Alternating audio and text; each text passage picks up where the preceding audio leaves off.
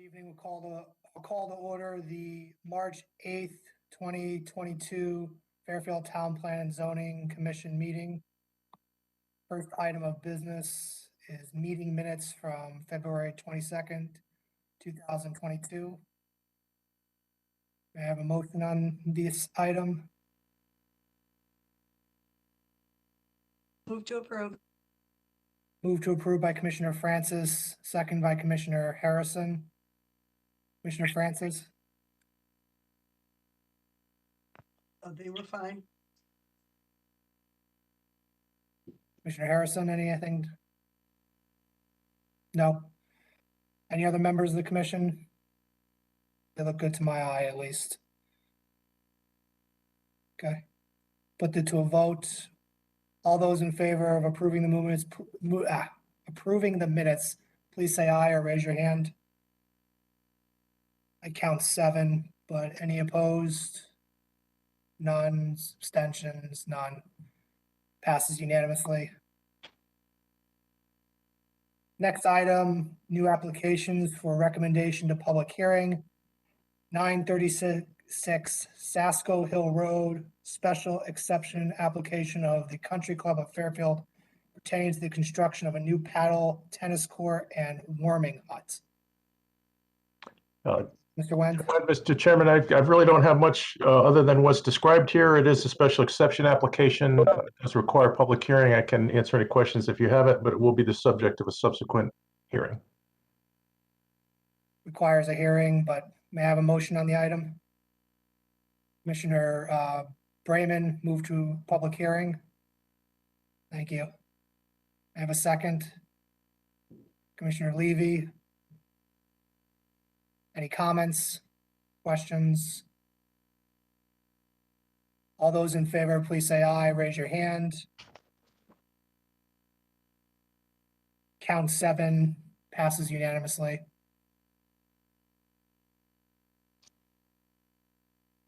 Next item is old business, zoning regulation amendment, application of the Town Plan and Zoning Commission to amend section 6.0 of the zoning regulations, accessory apartments, and proposed opt-out of the state mandated language. As you recall, we've been tabling this item for the joint meeting we have for the affordable housing. But may I have a motion on the item? Commissioner Brayman? Move to table. Move to table both aspects of the agenda, opt-out and the regulations. Yes. May I have a second? Commissioner Levy? Commissioner Brayman, anything to add that we haven't from previous? Nothing further. Commissioner Levy? Nothing further. Commissioner Braun?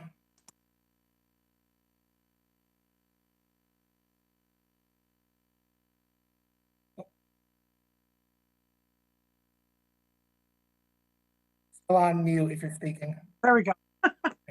I just want to repeat my same point that I made before, which is our decision on whether or not, or to what extent we want to expand our ADU regulation is not connected in any way to the statutory provision us to opt out of a new statute. There's even a different voting requirement. I think to opt out, you need a higher 2/3 majority. So I think it's confusing to the public to tie them together, and I don't think they should be tied together. I think we can go forward with opting out, and then we can continue with our own process of expanding our ADU regulations in our own time, certainly once we meet with the Affordable Housing Committee. So I would like to make a friendly amendment to separate the two from the agenda to prevent confusion to the public and to have clarity that they are two separate matters, that one does not depend on the other. They're separate legal matters. They're separate.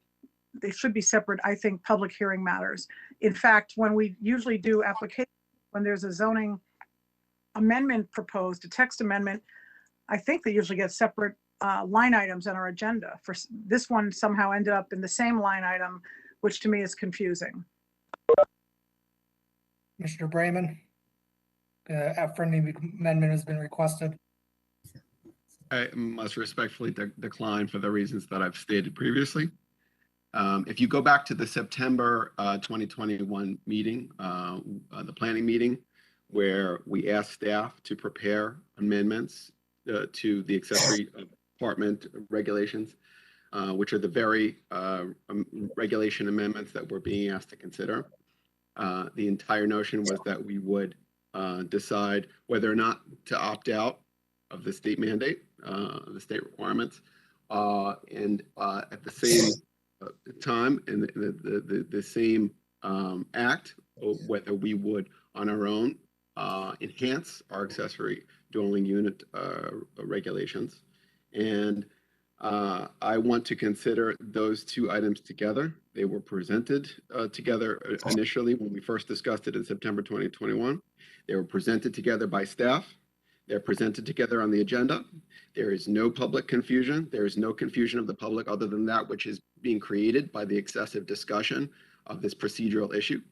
And I am not inclined to discuss the matter of the opt-out from the state legislation without also at the same time discussing how we are going to enhance our own accessory dwelling units as we should. And out of respect for Commissioner Braun's desire to have a meeting with the Affordable Housing Committee to discuss the regulations, I was more than happy to table this item until after that meeting. That meeting is next week. After that meeting, I'm happy to take up the regulations, or I'm happy to take up the regulations and the opting out together tonight. But out of respect for Commissioner Braun, I'm happy to have that discussion after we've met with the Affordable Housing Committee next week. Commissioner Harrison, you're up. Yeah, thank you, Mr. Chairman. I respectfully disagree with Commissioner Brahman, and I do agree with Commissioner Braun. In every other circumstance, if there's a regular project application, if there's a request for a text amendment, it's always separated from the special permit component. So I'd like to, I still don't understand why they were combined. They're obviously two separate entities. They're unrelated. One is a state law. So I do agree that it does really bring confusion to the public. I think they should be heard separately. If any of the staff or you, Mr. Chairman, have any insights on why they were combined, I'd love to hear it because I'd love to understand it more. I'm a new member, so I would love to understand the rationale. Commissioner Levy, you're second. We kind of skipped you. I think. Well, not Yes, I skipped. did. You're up next. I am still. Will someone I be able would to answer my actually- question, Mr. Chairman, on the No, I rationale and why they were combined? I think I'll address it. Commissioner Brayman did that, and Commissioner Levy, will you dive into that? I mean, listen, let me be honest. This has been discussed twice now. Yeah. And we've voted on it twice for tabling. I've gone through the history of it last time with courtesies being addressed. And I disagree with the principles behind the idea of that being together. I don't believe there's any public confusion to it. I think we've been pretty clear that this was done as a courtesy, first to move the entirety of it because of the request to have the meeting with the Joint Affordable Housing Committee. And then it was just another one to have them do it together as a courtesy. So I'm having this discussion literally 3 times. Is it 3 times at this point or 2 times? Just seems to be a waste of time. But if the commission wants to go through it, we can. But I think everybody's point has been made on this item. The items were put together. They were put together in the planning capacity last year, as I remember and understand. And Mr. Wendt can correct that after Commissioner Levy has it said. But to spend 10 minutes on this item again just doesn't strike me as the best use of our time. Commissioner Levy. Yeah, and very quickly, I don't think there's any confusion in terms of whether they are or not related. Legally, they are separate and distinct matters, but factually, conceptually, and in terms of voting on them, they are inextricably linked and should be heard together, since whether or not we choose to opt out from the state law may well depend upon what is in their place. And my vote, for instance, will turn on whether or not our regulations may or may not be amended. And depending on that, it may well impact whether or not I would vote to opt out. So to my mind, factually, they are linked and should continue together. and it should be tabled until after we've addressed it more fully in the affordable housing meeting. Thank you. Mr. Went, I think unless you think Commissioner Brayman didn't fully address the history. I agree with what's been said in the history and why they're bundled, and I think there's agreement, and I just want to make clear that I agree that there has to be two separate votes. It's not one vote to do both. Commissioner Braun is correct. There is a different threshold vote for the opt-out than for the regulation amendment. So procedurally, there are two items bundled in here, and you will ultimately have to take two separate votes. But they were bundled together for the reasons that were previously articulated. So.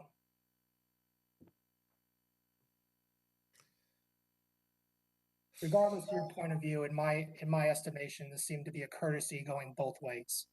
And in my view, in our past tradition of extending courtesies like this when timeframes are not an issue, that is why I've been voting for tabling at this point. They're not so intrinsically connected that this courtesy and our discretion can't be utilized. But that's just my humble opinion. Can we put this to a vote on the motion of tabling both the opt-out and the regulation amendments? All those in favor, please say aye or raise your hand. I see Commissioners Brayman, Levy, Francis, and Ford all opposed. Commissioners Harrison and Braun. No abstentions.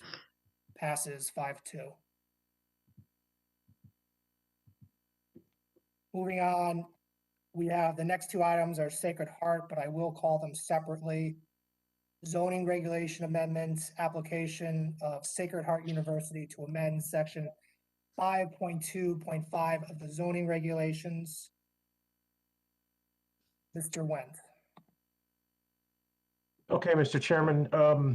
Sacred Heart University seeks to amend section 5.2.5 of the regulations to permit an increase in lot coverage and floor area for university uses in the R3 zone. The present lot coverage limitation is 15%. Present lot coverage limitation is 15% of lot area, and the proposed amendment seeks to increase that to 20%. Likewise, the present floor area limitation is 30% of lot area, and the proposal seeks to increase that to 40%. The applicant's stated purpose for the amendment is to enable the continued effort of the university to house students on campus, removing students from off-campus residential neighborhoods and decreasing traffic from off-campus housing. The university's existing lot coverage calculation stands at 14.08%, and existing floor area calculation stands at 30.23%.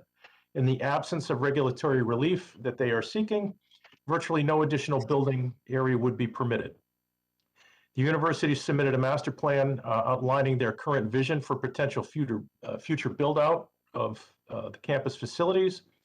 The pending North Freshman Dorm project would increase coverage and floor area to 17.38% and 33.53% respectively, while the full conceptual master plan build-out would result in a lot coverage and floor area of 18.5% and 40%. The standard considerations for a regulation amendment include, number one, is the proposal consistent with the plan of conservation and development? 2, does time, experience, and responsible planning for contemporary or future conditions reasonably indicate the need for this proposed amendment? 3, has it been demonstrated that the proposal is warranted and would serve the general health, welfare, and safety of the town? And 4, would the proposed amendment permit a level of development that would increase undue traffic congestion? That is all I have at this point, Mr. Chairman. Thank you, Mr. Wendt. May I have a motion on this item? Commissioner Levy, Move to approve. move to approve. May I have a second?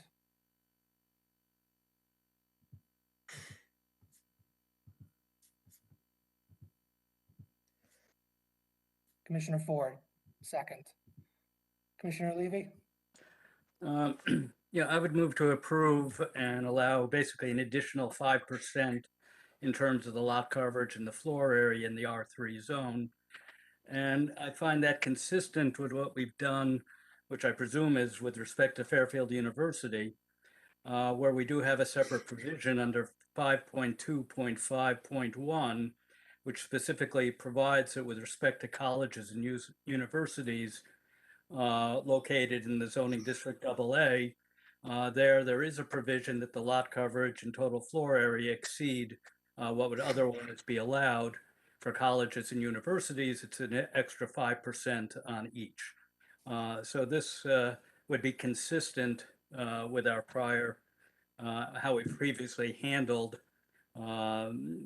colleges and universities in other parts of town, recognizing that the increased density in that area, particularly for colleges and universities, would be consistent with the use and the appropriate development of the premises.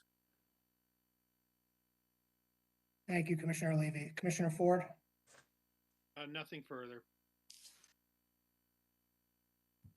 Any other members of the commission? Commissioner Braun? Do not support this amendment. It goes with the Plan of Conservation and Development, which states, it acknowledges that that part of our town is extremely dense, much more so than the other part of town where Fairfield U is. Part of the POCD says that while there have been institutional uses developed up in that area, we should prevent overexpansion of these uses, and any future development of this area should be sensitive to the residential uses within the neighborhood. So by allowing even more density, more height, more build out, more floor area, and 500 up to, almost 500 students living there, plus staff, support staff, and everything else, I think it's overburdening the neighborhood. We should be looking to de-densify some of these parts of town that are over. And I think by allowing this, it just encourages too much development activity, too much traffic problems. I've already talked about the wetlands issue that I had with it. People are talking about flooding and water and everything else, diverting water courses. I think allowing this will only benefit this university. At some point, it has to stop. And maybe it's grown enough, and maybe they can expand into Bridgeport. It seems like the neighborhood needs a little bit of our protection because it will necessarily affect property value and the quality of life of the already existing residents in that neighborhood. There's other comments I have, but that'll be for the specific project. But as far as the text amendment, can't support it. Thank you, Commissioner Braun. I have some comments, but would anybody else like to speak?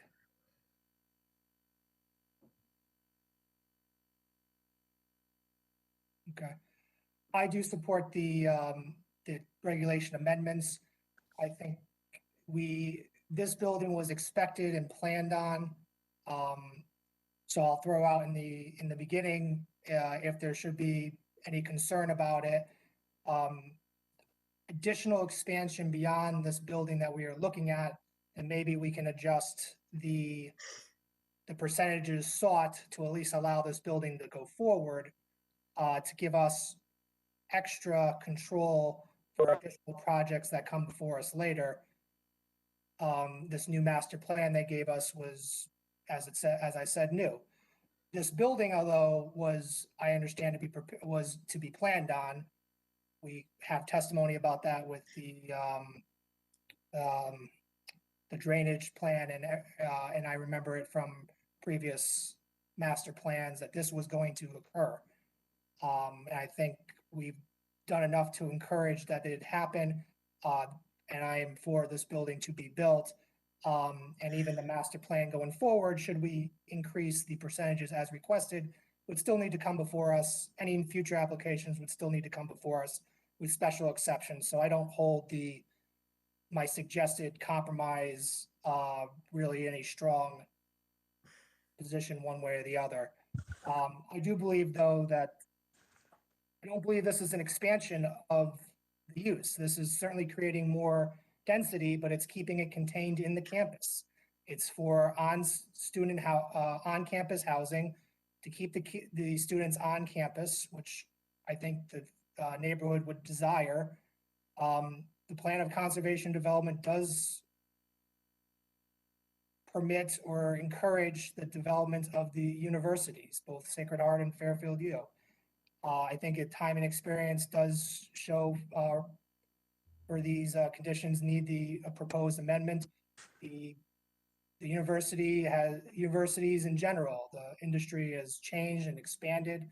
We have testimony that the student population should remain consistent at 6,000 to 6,500. The main campus is where most of them are, and that's where they probably should be. I would think any major fights that this town or this commission, or maybe not fights, but pushback would be how much they develop the West Campus, which is not an issue here, but keeping the kids on the main campus, I see as a laudable goal. I do believe that this will also serve the general health and welfare and safety, well, at least the health and welfare of the town. The college has been good for it. And I saw no evidence that there would be increase in undue traffic. So I think it meets all the elements that we normally view for text amendments. I support it. As I said, at the very least, this building was something that was planned on and anticipated. I think it would serve the college well to keep all the excuse me, I've been talking over myself all day. All the undergrads on campus. And for all the reasons I said, I would support this application. As I said, I would throw out one potential compromise, but I have no strong position one way or the other because we can control future expansion through our role in the special exceptions.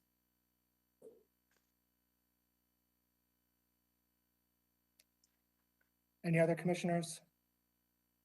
Commissioner Brayman. I agree with the chairman's comments and those of Commissioners Levy and Ford. I think Sacred Heart University itself is a tremendous resource for our town. And that's not to say that we don't take a hard look at proposals and applications from the university, but the increase in coverage, the increase in density here is, I think, both incremental, modest, and appropriate given the surrounding neighborhood and the institutional use that's already there. So I support the text amendment.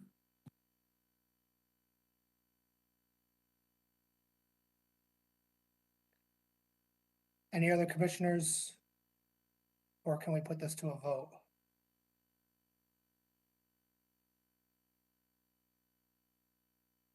Okay. All those in favor of the motion to grant the text amendments, please say aye or raise your hand. I think I see 6. All opposed? Commissioner Braun dissents. That makes 7. So the motion passes 6-1. Moving on to the next item is 175 Jefferson Street. Excuse me. Special exception application of Sacred Heart University pertaining to the construction of additional student housing in the R3 zone. Excuse me. Mr. Wentz. Okay, Mr. Chairman. Sacred Heart University is proposing to complete their build-out of the former Jewish home for the elderly site with the construction of an additional residence hall. The proposed North Dorm freshman housing is comprised of 2 3-story buildings connected at the 3rd floor by a hallway bridge. The buildings total 133,626 square feet with 484 total student beds. The proposal received approval from the Zoning Board of Appeals in August of 2021 to allow for a building height of just over 48 feet in lieu of the 40-foot maximum in the regs. There is a 1-story parking deck proposed above the footprint of existing on-grade parking for a total of 219 spaces. The relevant considerations for special exceptions are as follows. One is the location, type, character, and size and use of the buildings in harmony with and conform to the appropriate and orderly development of the town and neighborhood. Two is the nature of the location of the buildings or structures such that there is adequate access for fire protection. Three, are the streets serving the proposed use adequate to carry prospective traffic with provisions made for entering without creating undue traffic hazard. And four is the proposed use in compliance with the plan of conservation and development. That is all I have pending any questions, Mr. Chairman. Thank you, Mr. Wendt. May I have a motion on this item?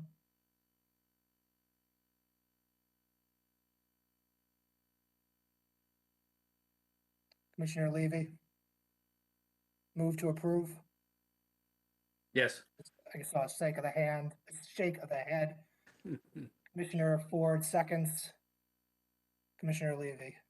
Yeah, I would largely, as expressed earlier, I would approve this.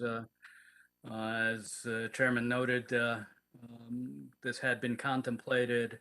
The drainage and site plan infrastructure has already been in place for some period of time to accommodate this building. It doesn't result in any increase in the impermeable area. And I think in terms of traffic and so forth, it actually is likely to reduce the amount of traffic by eliminating the number of students. It'll be day students or commuting to school and would actually be residing on campus. So for all those reasons, I think that it meets the criteria set forth by Mr. Wendt and should be approved. Thank you to Commissioner Levy. Commissioner Ford? I agree with that analysis. I think there's going to be little increase in traffic. I think there was plenty of evidence of that. So I would approve it. Thank you. Any other commissioners? I have some comments, but Commissioner Braun? We didn't get a traffic analysis. We just got sort of a letter saying because it's freshmen, they wouldn't have cars, but yet there are 220 so spaces being provided. I don't know if that's for the freshmen without cars or for staff. That's a lot of cars for staff. I don't see how you can add 500 people that weren't there, plus support staff and administration and officials, whoever else is going to be using there without more traffic. But that segment of the analysis can't really be done because we don't have a real traffic report. The other parts of the analysis, is it appropriate for the orderly development of the town and neighborhood and not hinder or discourage the use of adjacent property or impair its value? Clearly, having something that dwarfs over all these small, modest houses in this highly dense area will affect property value. I don't see how it could not. The schematic and the renderings did not really show what actually the vantage from the Jefferson Street area. However, it's going to be quite high. It's up on a hill, and there is a parking deck that's elevated above grade. So there's a parking deck above grade. So I think it's going to be super massive. There's no screening. I don't think, someone correct me if I'm wrong, I don't think there was any screening in front of it with trees or anything that could shield the neighborhood from it. I think it's out of character for the neighborhood, and I don't think the traffic was adequately addressed. So therefore, you can't analyze whether the streets are adequate for that. Certainly, I don't think parking is adequate if there's only 219 spaces. There's no guarantee that it will continue remaining only freshmen in perpetuity. We have no idea what the future holds in any regard. It could be not freshmen in 5 years. Don't know. No one can guarantee that, and we just don't know. And if it isn't, then you're going to have a whole other problem with cars and parking and traffic and everything. I can't really address fire protection. They're probably been made adequate in the plans. As far as the POCD, it does not comply with the POCD. The Plan of Conservation and Development wants this part of town to not become more dense, but to try to relieve the density issues. And in fact, in one other portion, this is Stratfield area. One of their portion, they say, if the two golf courses in the area ever become not golf courses, they should be dedicated as open space, not allowed to be developed. That's just a clear sort of clarion call that we have too much density up here. We need to relieve the density, not add to it. So for all those reasons, I think it fails in the analysis, so I can't support it. Thank you, Commissioner Braun. Any other commissioners?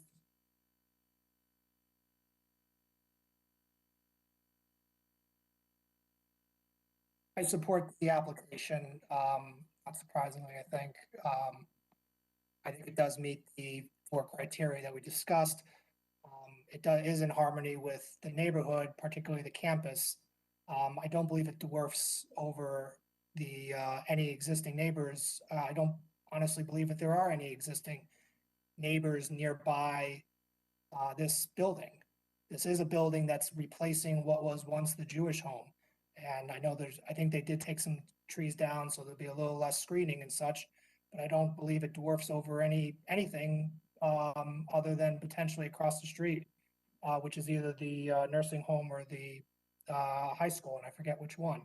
Otherwise, I don't believe there's any residences nearby it that are not on campus. Certainly adequate fire protection, and I do believe it's, as I said, in compliance with the Plan of Conservation and Development. Of course, the campus is dense. That's to be expected for a college campus, and it is expanding. And it either expands by having students commute and live in the nearby areas, or it expands on campus. I don't believe that the regulation, the POCD with respect to density in the area really said or addressed the on-campus density. Again, as I said, college campuses are dense to begin with. That's to be expected.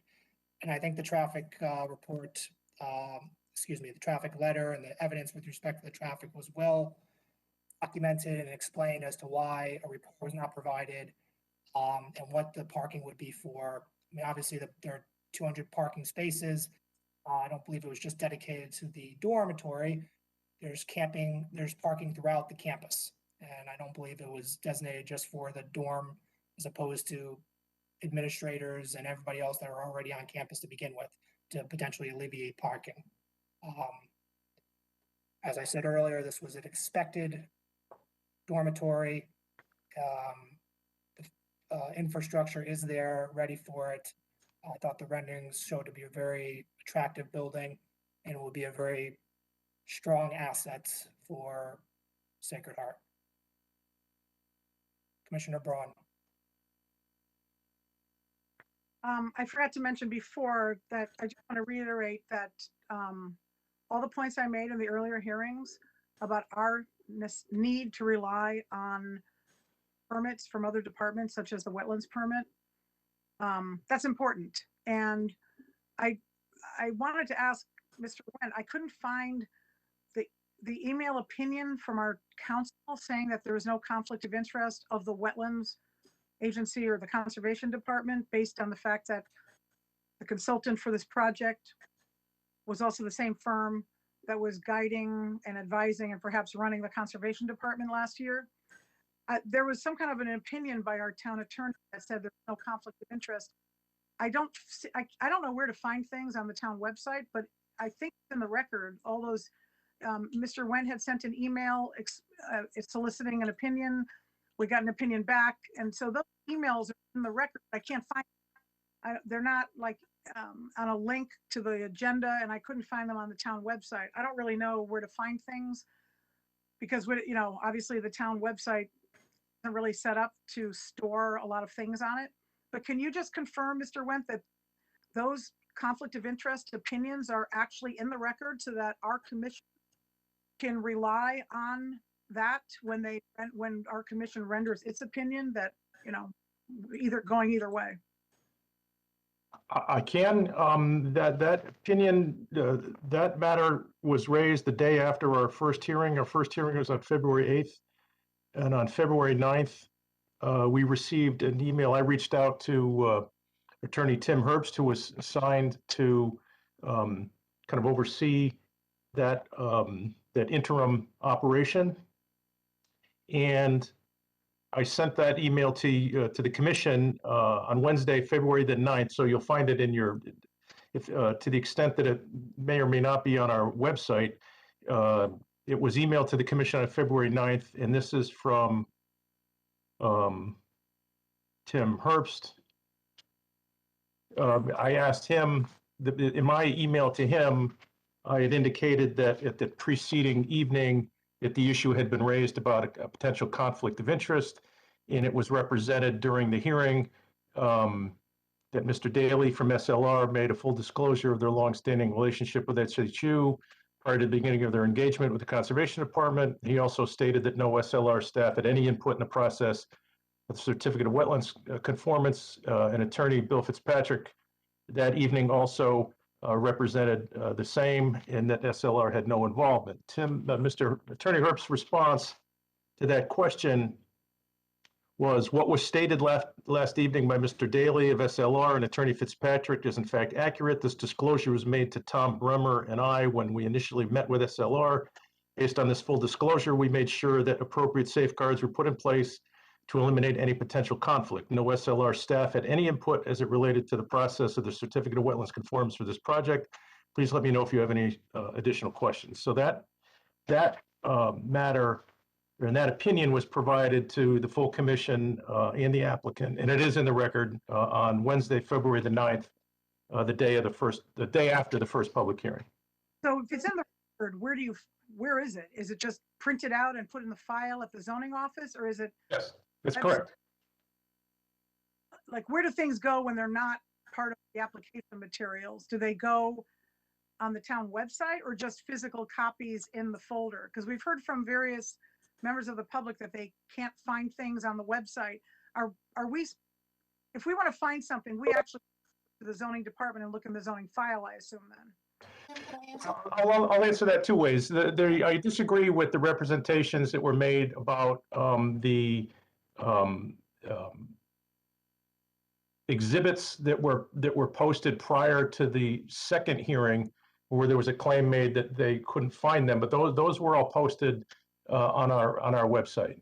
So we also have hard copy in the file, so folks can still physically come to the office and review the folder itself, but all of the plans and studies and exhibits are linked on our forms and documents page on the department webpage. I don't recall whether these internal emails that were shared amongst the commission and Attorney Herbst are on the website. But the hard copy is in the file, and you all received copies of those correspondence. Thank you. So that's in the Ms. record. Harrigan? Yes. And if I could just offer Commissioner Braun, our website, all departments' websites for the town of Fairfield are not that super easy to navigate. I just checked our website, and those materials are actually on the website within our files and documents section. I will admit that, and this has been the first select woman's office knows this, we're looking at a new website townwide. It's not the simplest thing to navigate. So please, if you hear from any members of the public that they would like to look at the exhibits and they don't want to come in the office, please have them call the office, and we're happy to navigate them to the specific location where the files are located and how to get to review each of the individual projects that are on the agendas that are pending. We're happy to help them. Thank you. Yeah, because there's a separate link to separate files and documents with the commission versus the department. And Yeah, I agree that that's problematic, and we've been lobbying to combine those pages for a long time. The forms and documents under the commission page is where the recordings of all the meetings live, but all the documents relative to the files are posted under the zoning department page. So I agree it's not ideal, and we are working. There's money in the budget going forward to make our website more user friendly. I agree with you. The fact that there's two different locations can be very confusing, and I share your concern there. thank you so much for that explanation. It is confusing. It's not your fault. It's probably the budget's fault. But so my only comment is, again, I appreciate, my colleague's Attorney Herbst's opinion that there's no conflict of interest. I don't agree with that. I think there was a conflict of interest. And I think I can't rely on wetlands unsigned certificates of conformance when I believe that the same consulting firm that has projects pending in our town before the Wetlands Agency was also guiding that agency and that department on streamlining procedures. And I don't know what else, but I do know that historically, whenever our conservation department would get a project, even without an additional impervious surface, especially in a dense area, they would request additional drainage. And it's hard to tell from the history if they would have sought that in this case. So based on the fact that this consulting firm was basically running the department last year and changing procedures, and perhaps is still doing it now, I've been informed, I can't rely on it. And I do hope that that gets resolved in the future for future applications. But for this one, among many other reasons, I cannot support this application. Mr. Wentz, there was some email correspondence among the commission about this. Was my email about it with the history of was it SL? What's the company again? Yes, yeah, SLR. Your response to the commission is printed. It is in part of the record. Yes, sir. Okay, so I'm not going to go through that. I think I think that was a clear recitation of what SLR's roles and responsibility were when they were retained by Fairfields. I again disagree. I don't know what the basis of your belief in the conflict of interest is in this particular application. I think it's wrong. There's no, as far as I can tell, and as far as Attorney Herbst has confirmed, as LSLR, as Attorney Fitzpatrick, there is no conflict of interest in this application. As to why a certificate of compliance was provided instead of a full hearing, I believe that was fully explained as well, that this was done, that the infrastructure was planned on and was done very early in their initial master plan that has concluded with this project, and the building is within that footprint. So again, a certificate of compliance is appropriate. So, and I apologize for going more than I was expecting instead of referring to my email only. So, any other commissioners have comments on this application? Can we put it to a vote? All those in favor, please say aye or raise your hand. I see 6. Any opposed? Commissioner Braun dissents. Motion passes 6-1. That moves us to, sorry, I lost my place, the public hearing. So I will call 2-6 Beacon Square zoning compliance application of Beacon Square Properties LLC pertaining to a 26-unit residential development pursuant to section 8-30G of the Connecticut General Statutes in the R3 zone. Attorney Fallon. Good evening, Mr. Chairman, members of the commission. For the record, my name is John Fallon. I'm pleased to be here tonight representing Beacon Square Properties, LLC. To give some background on this before I address the specifics, this application was actually heard by the commission and completed on December 14, 2021. You received an email from Mr. Wendt dated February 17th, 2022. That is part of your record. He sets forth very accurately what transpired. The hearing was closed on December 14th. After the hearing was closed, the fire marshal raised concerns regarding the ability of a fire truck to turn around. The fire marshal indicated that he felt badly that the matter had not been addressed prior to the close of the hearing, but it still stood as something that was a concern to him. Since the hearing was closed and we had no further time even to reopen it or extend it under the statute, the applicant withdrew the application and refiled it with a revised site plan that addresses the fire marshal's concern. So most of what you're going to hear tonight has been already addressed to you in the previous record, but there are some items of your record here that are obviously important. The first of these is you have two emails in your record from Fire Marshal Higgins. The first is an email of February 3rd, and the second is an email of February 16th. With regard to the email of February 16th, you'll note that he says, after reviewing the revised plan, and I quote, "The fire department has no concerns," close quote. And he then goes on to address that we have addressed considerations of proper access, proper water supply, and proper fire rating for these units. His email of February 3rd, which is also part of your record, was sent to the project architect, Philip Cerrone, and Chief McCarthy, Mr. Wendt, and myself were copied. And this was after, again, he received the revised plan that's in front of you tonight. And in it, he says, "Phil, thank you very much for this revision. This last drawing has now satisfied our concerns about entry in / entry out, as 2 parking spaces have been relocated. This revision has also provided us with necessary turnarounds for all 3 structures, reducing the possibility of striking a building. We greatly appreciate this. Respectfully, Phil Higgins, Fire Marshal." So the reason this was ultimately withdrawn after the hearing was closed was to address the fire marshal's concerns, and you have in your record his emails, which indicate that we have certainly done that.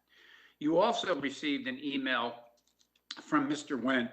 It was from Laura Pooley, and it's dated February 14, because she too reviewed the revised plan. And as she says in that email, she reviewed the zoning layout plan, the grading and drainage plan, and the drainage analysis. And she finds, quote, "The plan addressed my concerns and comments from my earlier email of December 6th. The plans are therefore acceptable as designed."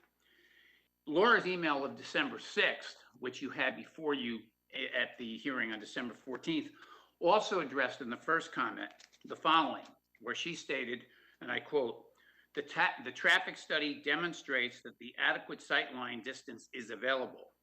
And I quote again, "The criteria and methodology used in determining the requirements for sight distance is acceptable. The applicant has demonstrated that adequate sight distance is provided for this proposal." So you have indications for purposes of this record of approval by the fire marshal, approval by the town engineer. You also received today from Mr. Wendt an email from Chief Calamaris. Individuals had raised certain concerns with regard to access, emergency access.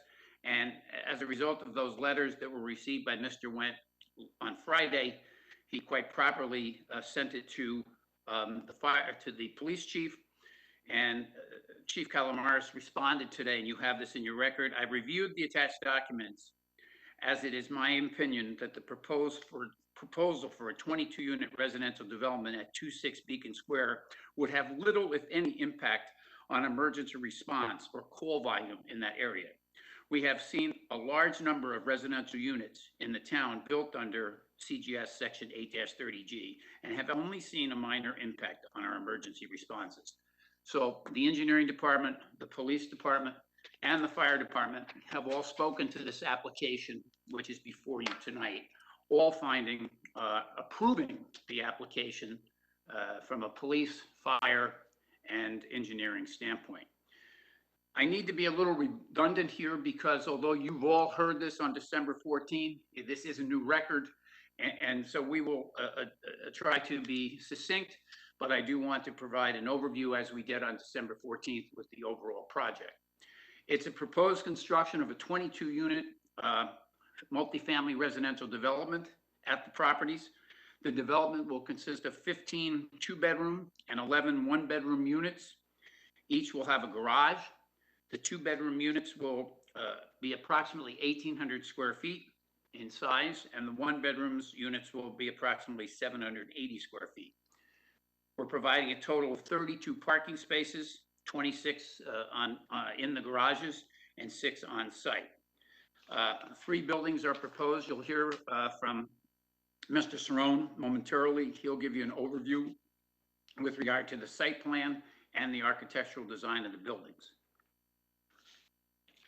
This is an application, as the call indicates, that's brought to you pursuant to Section 8-30G, the Connecticut Affordable Housing Land Appeals Act.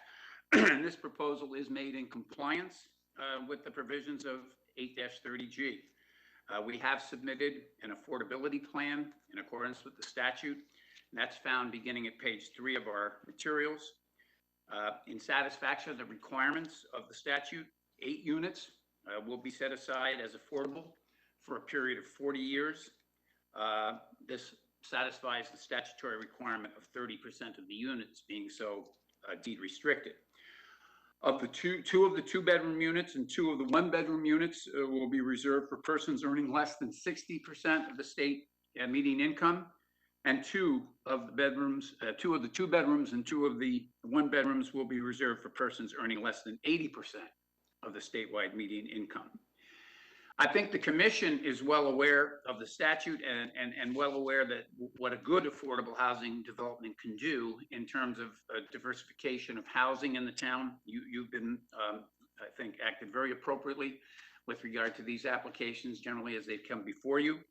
Based upon the experience that I've noted, I think it can be anticipated that the units in question, both the affordable units and the market rate units, are going to be generally occupied by people over 50 and or younger people, all who want to stay in Fairfield, keep contributing to Fairfield economically, socially, etc. You'll also note that I think if you check the roster of the affordable housing developments that you have approved, it also provides a very positive inventory for workforce housing, benefiting a lot of our municipal employees, be they teachers, police, and fire personnel. We did have a code review meeting on this on June 29, 2021, and all the comments, as was the case in December, all the comments and recommendations with regard to the code review have been complied with. We did receive WPCA approval for the sewer connection on March 17th, 2021, almost a year ago. I did submit to the record last time, and it's part of your record again, a 4-page treatise, if you will, citations with regard to legal standards regarding an 8-30G proposal. Let me make it very, very clear that I know I do not need to lecture this commission about what 8-30G is about. You have had numerous applications before you in the past. You are very, very familiar with the statute, and you've addressed the statute in good faith with regard to each application you've heard. I'm not going to read everything that's in these citations because obviously you know them and they're in the record. I will briefly say, for the benefit of individuals who may be watching these proceedings, and as former Chairman Wagner always thought was advisable, that some overview of what the commission's role is in an 8-30G proceeding. So I'll briefly offer a few comments that are referenced by citations in my material. As the commission knows, the burden of proof is on the commission when it denies such an application.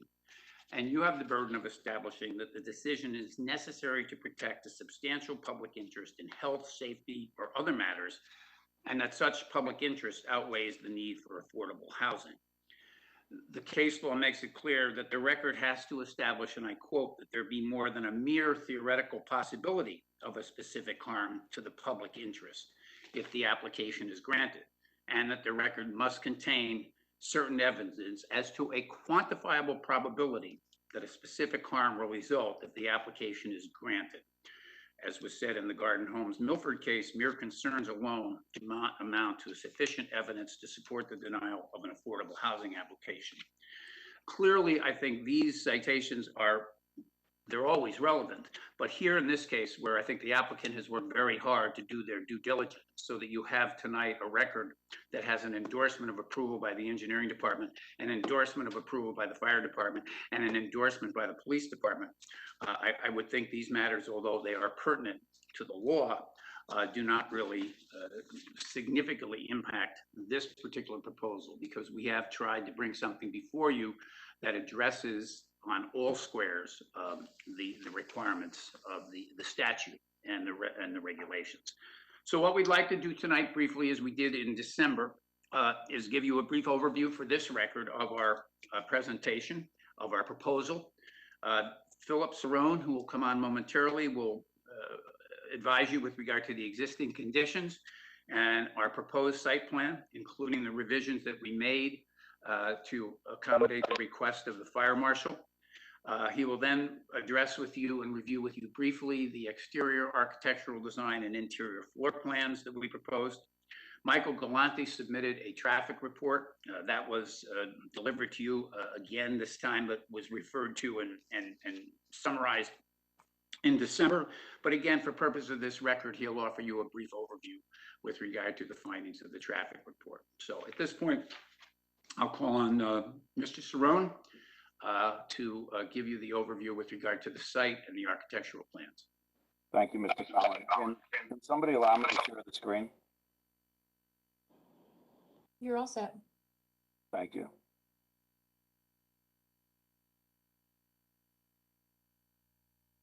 So, so when you can see this, this is an aerial just to kind of give you an idea of the existing site, right? So this is Beacon Square here. This is number 2 and number 4 in this building. It's a 2-family structure. This is number 4 and number 6 in this building here. So our project is basically these 2 lots. Mr. Cerrone, can you just zoom in and I guess get that customize your view? Is that on your end? Well, I'm sorry, is that better? There looks like to be a pop-up, customize your view by dragging. Oh yeah, so let me get rid of that. Is that better? Just hit got it, I think. I don't know. That I'm not sure. I moved the screen that was in the corner, if that's what you were talking about. Can you not see the aerial? No, we can. It just looks like there's a pop-up on your share screen. I don't know. But if you can't see it, it's not in the way yet, so go ahead. Okay. The one pop-up I moved, so so this is again the overview, right? And so our property is basically this area here. This is a public road. It's Beacon Square, and this is numbers 1 and number 3. Turk, our existing client who's sitting right next to me, owns 1/2 of this building also, but this is not part of the project. The project is to basically demo this 2-family and this 2-family. This is the existing survey. So again, as you can see, the numbers 4 and number 6 here. I'm sorry, number 2 and number 4, number 6 and number 8.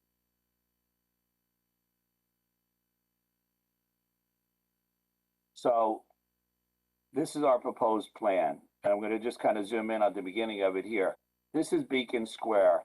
So what we have is we have one driveway now. And the major change from the previous plan was we originally had one driveway here and we had a second driveway over here. We met with the fire marshal. We went through a couple of different variations of this, and this was the one that he preferred. So they can get a fire truck that can come in here. It can basically do a 3-point turn and come out. If the fire truck needs to go down here, they will back up this distance. And if they need to come in here, they will back up this distance, and the same thing over here. They preferred this versus trying to keep the 2 driveways and looping the fire truck through. They just thought making the turn was more difficult than making this 3-point turn. So what we have, the buildings have not changed or moved from the previous application. We have one row of buildings here, another row in the middle over here, and then a third row of buildings over here. And as Mr. Fallon said, we have a total of 26 units. 8 1-bedroom units. So this is building number 2, has 8 2-bedroom units in it. This building in the middle has this building over here has 3 1-bedrooms and 7 2-bedrooms. And then this building in the middle is all 1-bedroom units. And I'll take you through the architecture. So I'm gonna, in basically all the units, you can see the 2 bedrooms and the 1 bedrooms that are all attached. They're all the 2 bedrooms are the same as each 2 bedroom, and each 1 bedroom is the same as each 1 bedroom. you have a garage with a foyer and a family room. On the 2 bedrooms, on the 1 bedroom, you have a garage and a stair that leads you up. When you get to the next level, on the 2 bedrooms, you have a living, dining, and kitchen space. On the 1 bedrooms, you have a living and kitchen space. And then on the 2nd floor, the 3rd level, you have a bedroom, 2 bedrooms, and 2 bathrooms on the 2 bedroom, and a bedroom and a bathroom on the 1 bedroom. So just kind of flipping through these. So in elevation, the exterior of the building on the ground level of all the units are the garages and the entries. And then the architecture of the building is a combination of shingles, asphalt roof shingles, and clapboard siding, clad wood windows, everything, of course, to meet all the energy codes of today. So this is kind of just a better blow up of what the units are. Again, the garage, foyer area, entry area, and a family room space on the 1st level, living, dining, kitchen on the 2nd level, and the 2 bedrooms and 2 bathrooms on the 3rd level. So just to kind of give you an overview of the project, this would be as if you're standing in Beacon Square looking down. This is the one building that's got all 2 bedrooms, the 1 bedroom's in the middle over here. And then this is where the driveway previously was. This is the building that has 1 bedrooms and 2 bedrooms in it. As far as the massing and everything else, this is an R3 zone, which allows you to actually have 3 stories, which is what we have in 40 feet. We're actually, and I know we don't need to abide by it because we're an 830G, but we're actually less in height by about 8 feet of what is actually permitted in this zone. And as John said, we have 26 parking spaces inside. So every unit has their own garage parking space. And then in addition to that, we have 6 parking spaces on the site, including 2 required handicap spaces. In meeting with the fire marshal, one of the things he requested originally was a fire hydrant, which we've added. And as John had said, he's approved all of our drawings, our current set of drawings. So that's kind of an overview. I'm happy to answer any questions. Commissioner Braun. Just go on mute. There you go. So the number of units didn't change, but I thought I heard in the beginning that 2 parking spaces were eliminated, or were they just moved? Could you show? No parking spaces were eliminated. Oh. No parking spaces were eliminated. We had some spaces here that were relocated over to here and over here. So we've always had 6 parking spaces on site. In addition to the 26, with the 2 handicaps, we have the exact same number of parking spaces as we had before. Again, the buildings didn't change. The number of parking spaces didn't change. Really, the change was the parking spaces that were in this area were relocated to here, and this driveway was closed off. In essence, that is the change.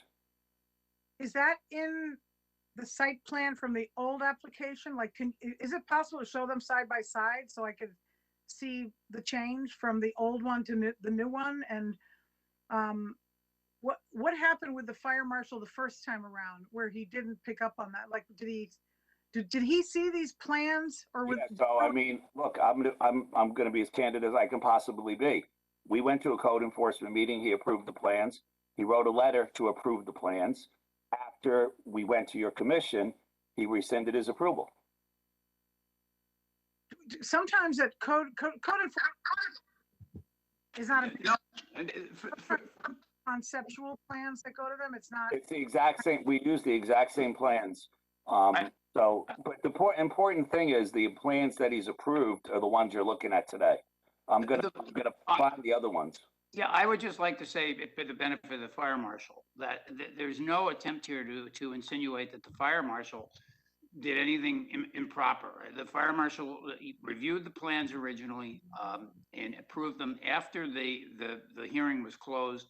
In his consideration of his responsibilities and looking at it a second time, he became concerned about the maneuverability issue.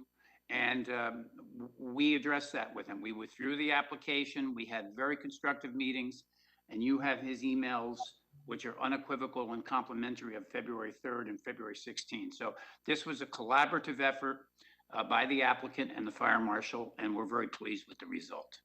Yeah, is I mean, the I can't, it's really hard for me to put them side by side, but I mean, it's almost impossible because the sheets are too big to do this really, but I can show them to you as two separate plans. But And again, I'm sure in a not work that it's that relevant what was there at the previous application. But Commissioner Braun, I'm sure at your work session, Mr. Went or anyone else, you have the previous plan as well, so, you know. There it is. You could look at it. Oh, there it is, okay. This is We the just previous basically plan. relocated 2 parking spaces. Well, we relocated these spaces. These 6 spaces got moved. Okay. So some of them went over here and 2 of them went up there. But these that 6 spaces we still have. We have the exact same amount of parking. Right, is that the old plan or the new plan we're looking at? This is the old plan that has the 2 driveways. And tell me specifically, what didn't he like about this old plan, now that we're But looking what at? he didn't like about it was that he hadn't realized that the distance from here to here exceeded 150 feet, which the NFPA says you can't exceed. They don't want to back a fire truck up more than 150 feet. So what he wanted to do was be able to turn a fire truck around here. So the distance from here to here is much less than 150 feet. They have no problem backing a fire truck up 130 feet even. But the issue became when he got into this the second time was that he realized the distance from the curb line to the back of the site was further than he had originally thought it was. And so he very politely asked us if we could modify these. He actually came up with some of his own ideas on how we can make this work. And the combination of his thoughts and our thoughts is where we ended up. And everybody seems to think it works very well. We all believe it meets the code and it's much safer than it was. So what's the distance that a fire truck would back up? They will back up, they can back up as much as 150 feet. I mean, what's the distance they could back up here on this plan, the new plan? I will measure that for you. I'm remembering now, I think the last meeting we had, there was discussion about parking and things like that. Commissioner requested fire marshal, review by the fire marshal.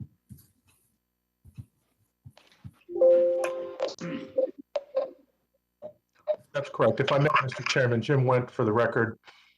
At the December hearing, the question did come up about the ability for a fire truck to turn around, which led us to reach out to the fire marshal that led to that post-hearing discovery that it exceeded that distance, and that's what led to the withdrawal and the redesign. So it was a product of what a question that was raised by the commission during the last hearing. Thank you. About 130 feet. I see you, Commissioner Harrison. Yeah, the backup is actually less than that because the fire truck's probably 30 feet long. So realistically, he's backing up 100 feet. So if a fire truck has to go to the end there, they drive in obviously front first, and then they have to get out by backing up and doing a 3-point turn backwards to then. Right, but the likelihood is that there won't ever probably be a fire truck there because, as the fire marshal mentioned to me, they're not going to pull a fire truck up to a burning building. They really, the only things that come back here, and the reason we have this turnaround is for ambulances and smaller vehicles, because if somebody's having a heart attack or something like that, that's why we have an ability for those vehicles to turn around here. So how would a fire truck get back? The fire truck, if he comes in here, will back up to here, do a 3-point turn and come out. I just want to make clear, again, in the context of this application, I mean, first of all, the fire marshal did a very good job working with us working with them to make this particularly effective. But there's no question on this record that it totally, absolutely complies with the provisions of the state fire code. And the fire marshal has approved it as such. And the Garden Homes case made very clear in our appellate court decision that the compliance with the fire and building code is the litmus test for the question of public health and safety as it relates to those issues in the context of 8-30G. But is there a code back up more than X Yeah, amount of feet? the code says 150 feet. Can't have more than 150 foot dead end is what it says. And we are in compliance with that. Just educate me. There is a code that says a fire truck is not, you can't design a project where a fire truck would have to back up more than 150 feet. Is that what the code says? The code says, the exact wording in the code is that you're not allowed to have a dead end more than 150 feet. Okay, so now the 30 feet. We're at about, it's a little bit less than, measured off at about 128 feet. And is there any concern about how narrow that pathway is? Like, None. There's no concern, and we've done other projects. We met with the fire marshal today on a project where we have a 13-foot wide aisle, and he was 100% fine with it. You can't drive a vehicle over the road even with a special permit. You can't drive a vehicle over any road in the United States wider than 14 feet. and again, if there's a fire at the end unit, at the far end where it has to go to the end of 130 feet, he would have to go down there to fight the fire. There's no other way you could fight the fire, right? Yeah, but nobody in the right mind is gonna drive a fire truck next to a fire. They're gonna park the fire truck here and bring hoses down. Oh, you bring hoses down. Yeah, that's how they fight the fire. That's why it complies with the code. Right. Commissioner Harrison. You're on mute. And just, I can only see a handful of commissioners. Only Commissioner Harrison and Braun, so if. Do you want to take the screen down, take the screen share down? That might Hold help. off on that. Commissioner Harrison, do you need the screen? I'm fine for now, thank you. I just, thank you, Commissioner Braun, for asking those questions about the fire marshal issues. I had very similar questions. And I just want to be very clear, contrary to what Mr. Fallon said, we're not insinuating the fire marshal did anything improper. Our job is to protect the public health and safety of the citizens of Fairfield. That's what we're charged to do. So I just want to be very clear on that. And I just had a question for you, Mr. Fallon. You mentioned in your opening remarks that you were fairly confident that folks, residents over 50 would be living here. Can you tell us how you're confident on that? I just know this is a very clustered area of town. I'm concerned about redistricting, more kids coming to this area. Yeah. I know that doesn't apply to 830G, but I'm just curious. The senior In my- housing is here. Yep, I'm sorry, Commissioner Harrison. Yes, in my experience of doing these projects for over 20 years, and I haven't done a study, but it has seemed to me that especially for units of this size, the most likely tenants for both the affordable and the market rate units fall in the two categories I mentioned. That would be younger people who want to stay in Fairfield or come to Fairfield, and people, older people, not necessarily old people, maybe people in my age group even, who are empty nesters and are looking to stay in the town.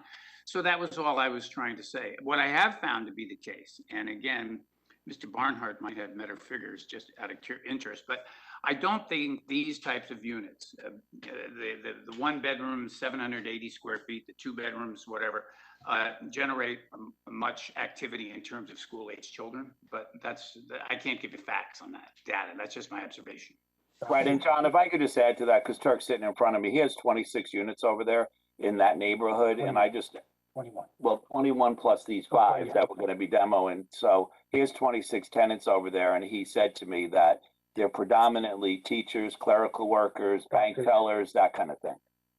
Yeah, and I should have. How do you know that they're teachers? Is there like a study or data point that we have? When these tenants fill out an application, they have to give them, they have to tell them what they're doing for a living and give them their employment information.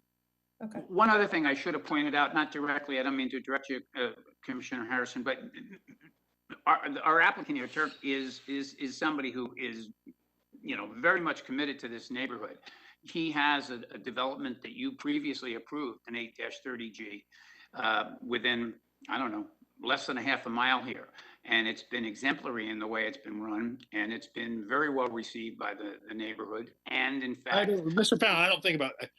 We were forwarded a petition today with probably 36 names on it opposing the application. So I wouldn't say that he's the most favorite neighbor in that neighborhood.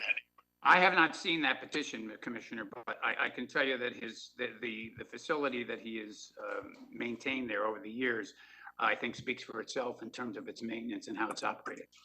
Well, he actually, I have not seen that petition. So yeah, he has two projects. He has the 12 unit and the 9 unit, one on Beacon View and one on Bloomfield and one on Campfield. Commissioner Great, thank you. Harrison? Then I have a few more questions. Is there any more flexibility of adding more affordable housing units here?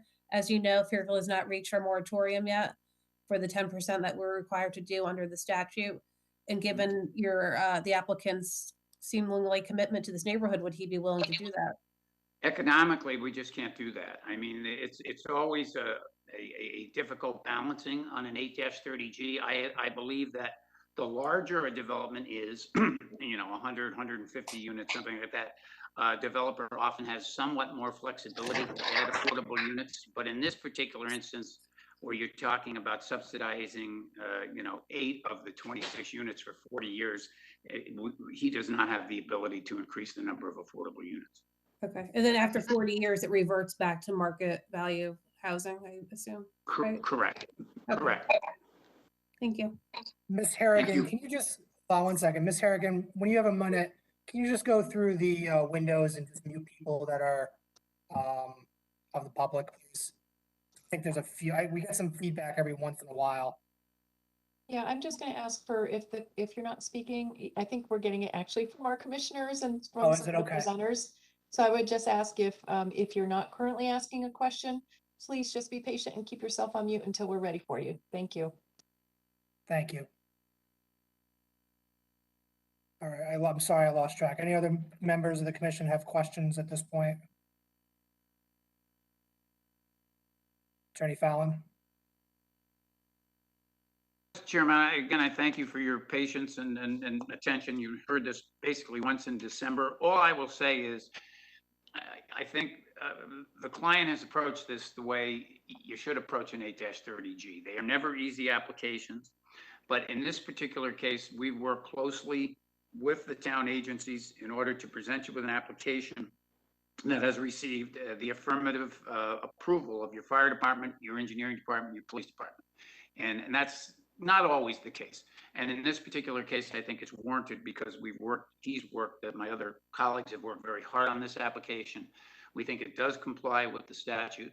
I have not seen the petition that Commissioner Ford refers to. I don't know when that was filed, but I can't say much about what I haven't seen. But what I can tell you is that in the context of an 8-30G application and the legal standards that apply to that, and this particular record that has been established, the application should be approved, and we hope you will approve it because we think it's a worthy application, and we think it's consistent with a lot of developments that you have approved in the town under 8-30G, including many in this number in this neighborhood. So I thank you for your attention, and I'll reserve an opportunity for any final rebuttal comments. Thank you.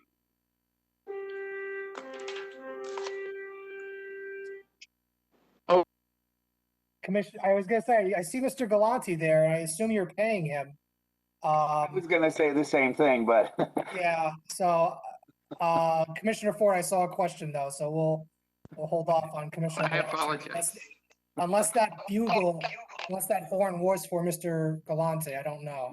That was for Mr. Galante, reminding Mr. Fallon he's getting too old to do this stuff, I guess. Yeah. But yes, whatever the question, then we'll have Mr. Galante summarize the traffic report. No question. I don't have a question. Just Mr. Wendt, we can get Attorney Fallon that petition that got circulated late this afternoon.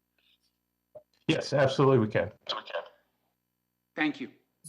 Mr. Galante. Mr. Hold on a Galante. second, sorry. I'm sorry. Commissioner Francis. do you want me to share your presentation? Hold on, Commissioner Francis.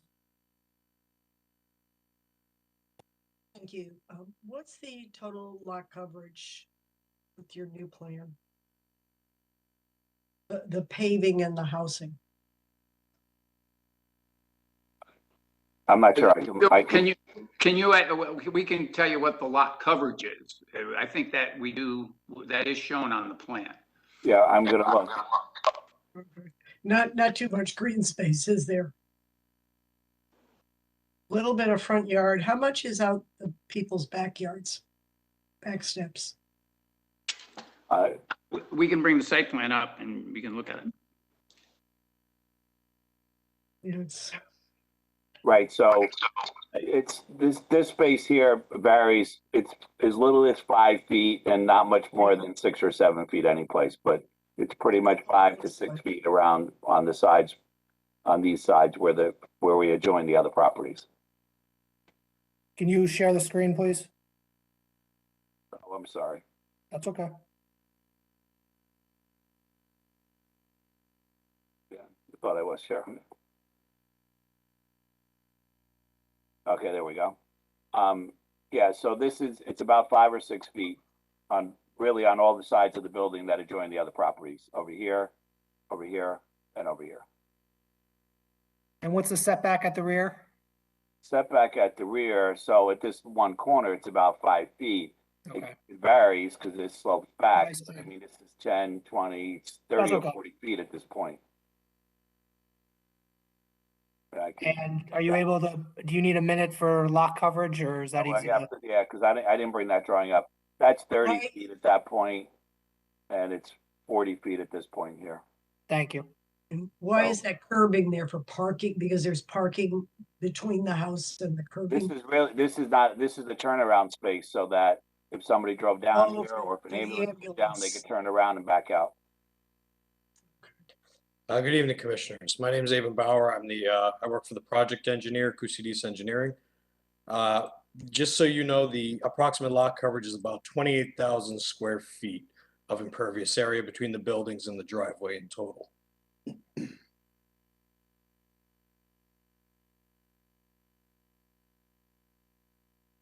What's that for the entire lot then? Ava, do you know what the percentage is on that? That is percentage-wise, give me 1 second. That's about 80% of the entire lot, if I'm not mistaken. Thank you. Thank you. And just to clarify, Mr. Went, were this not an 830G, we allow the 20% coverage?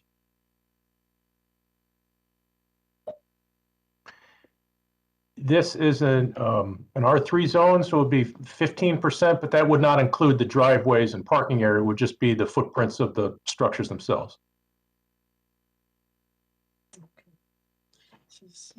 The lack of green space does concern me. It's I mean, it's an attractive project, but it's built very heavily built.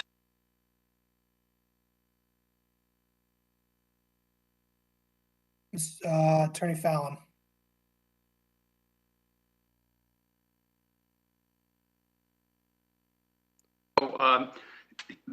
We have to get to Mr. Galante. I apologize for that. The only thing I want to point out is the Commissioner Francis's question. We can get you, or the staff can get you, what the actual coverage is for this project. Not that it's relevant because it is an ATS-30G, but as long as it's been raised as coverage is defined in the regulations, because I think the comment that was made before talked about generally coverage, which would include all the driveway, all the paved area. That is not coverage as your regulations define it.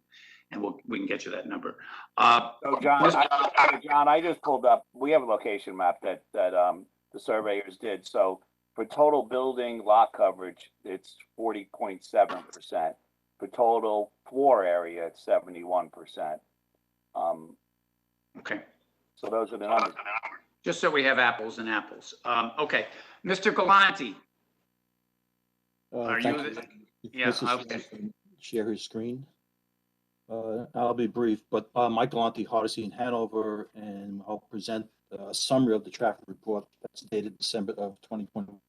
And I'll make the point at the very beginning, everything in this presentation tonight and the traffic report presented back in December is exactly the same. There have been no changes to any of the steps, the numbers or the analyses or the results.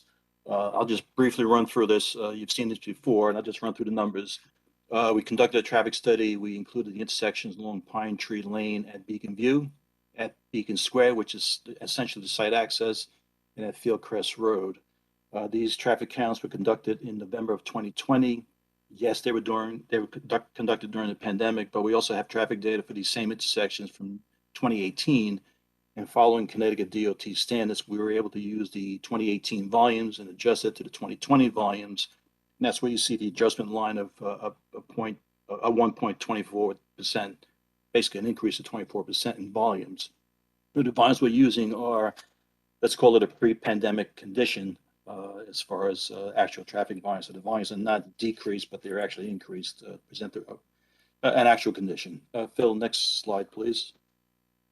This graphic may be a little difficult to see, but it's in the report itself. This is figure 1. The red dots simply show the intersections that were included in the analysis that I just mentioned a second ago. The dot in the middle is the site access at Beacon Square, and we did one intersection on either side just to make sure that we were not having any significant impact to nearby intersections. All of these intersections are stop sign control. Next slide, Phil. This is just simply a blow up of the area. Again, it's figure 2 from the traffic, not that far. Figure 2 in the traffic report. It just gives you the dimension of the street widths, the conditions, sidewalk locations, and parking regulations, and so on. And the arrows are just for our use as far as turning movements at intersections included in the analysis. The next figure will show the results of the actual traffic counts that we conducted. These are adjusted to reflect the higher volumes. This is the morning peak hour, which is 8 to 9 a.m. At each of the intersections. And this was the baseline, if you will, the baseline traffic condition of the traffic volumes. We have the morning peak hour and the afternoon peak hour, which is 4 to 5 o'clock p.m. at the same intersections. And these volumes are going through the process were expanded to a 2022 condition. We added site traffic, and then we have a future build condition, if you will, and we analyze an existing no build and a build condition to determine potential impact and need for mitigation, which I'll discuss a couple slides from now. Phil, please. Summary-wise, as I mentioned, peak hours were 8 to 9 o'clock. Weekday afternoon, the peak is 4 to 5. We also have hourly volumes on these roads, on this road in particular, so we know the patterns of the traffic, and these are the peak hours as it relates to traffic volume on the road itself. Just summary, Pine Tree along the site frontage had about 116 vehicles. The afternoon was slightly higher. That's a two-way volume in a 1 hour period. At the bottom of this list, Candlewood Road had volume of 75 vehicles two-way and 86 vehicles two-way, just southwest of the Field Crest Road intersection. These are the baseline volumes that we use in the analysis. Phil, next.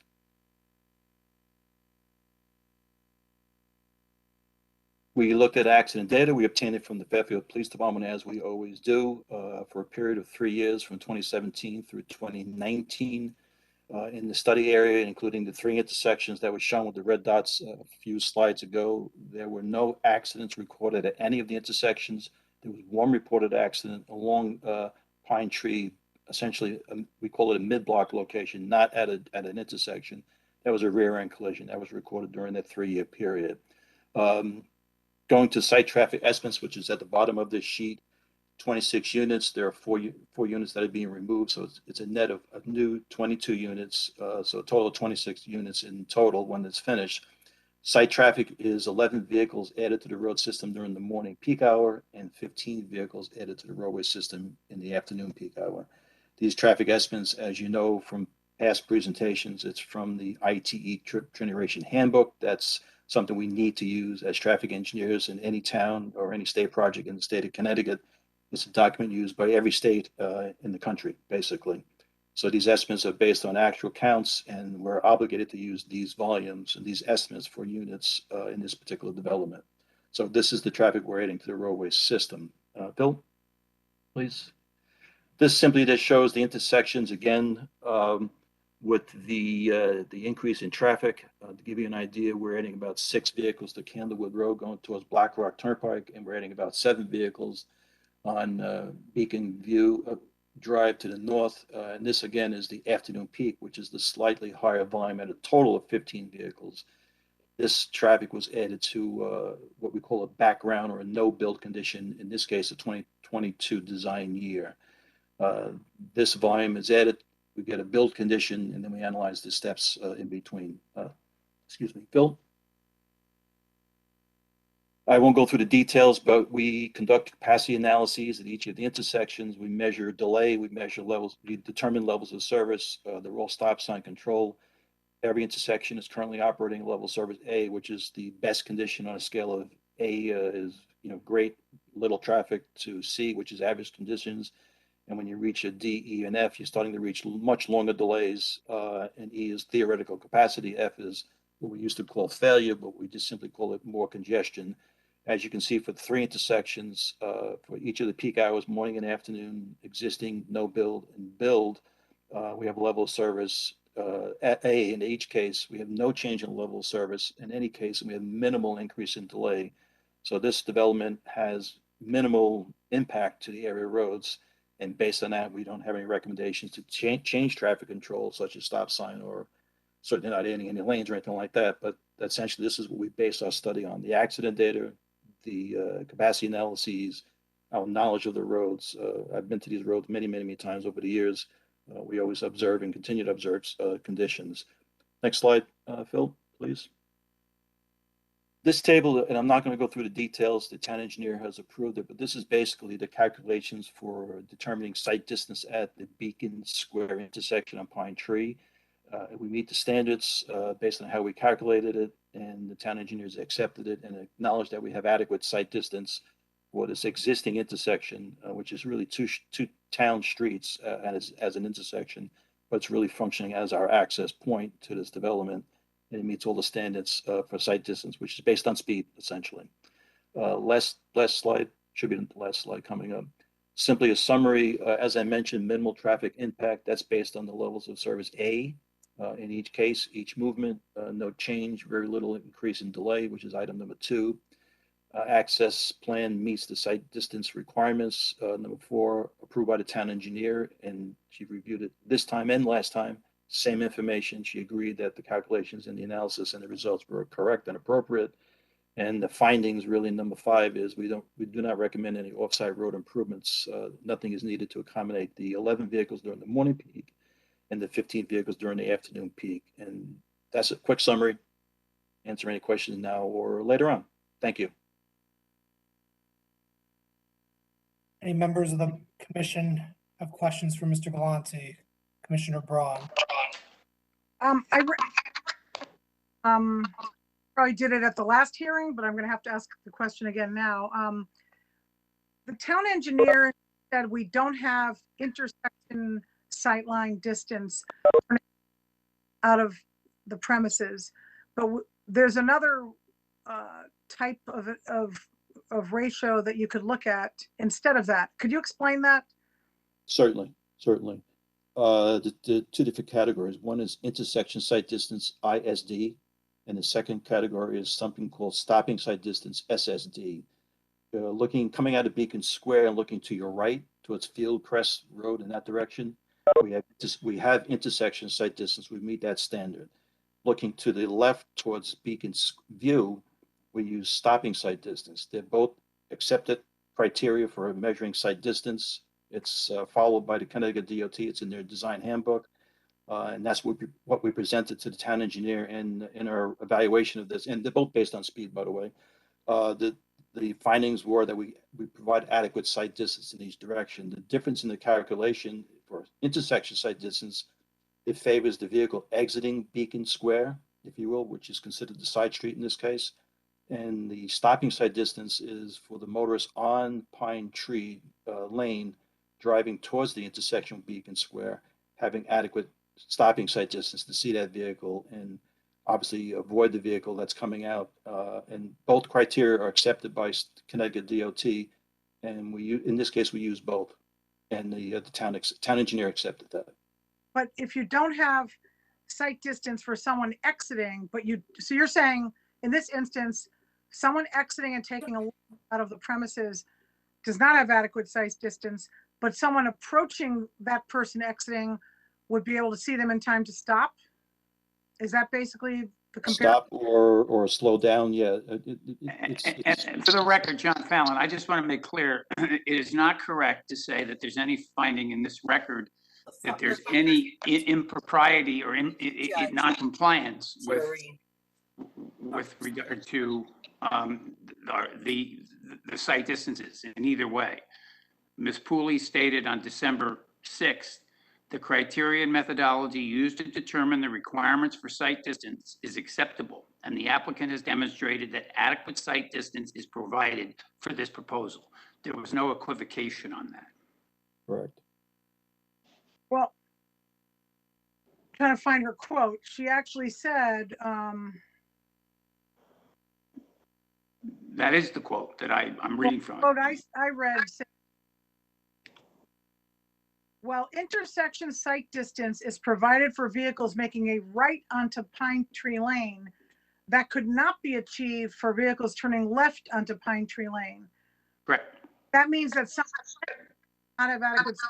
No, I think you have to read on, in fairness, Commissioner Braun. I If agree. you're reading from her memo of December 6th, I'll allow that to speak for itself.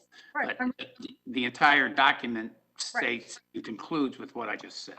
Right. Well, but what I'm saying is accurate.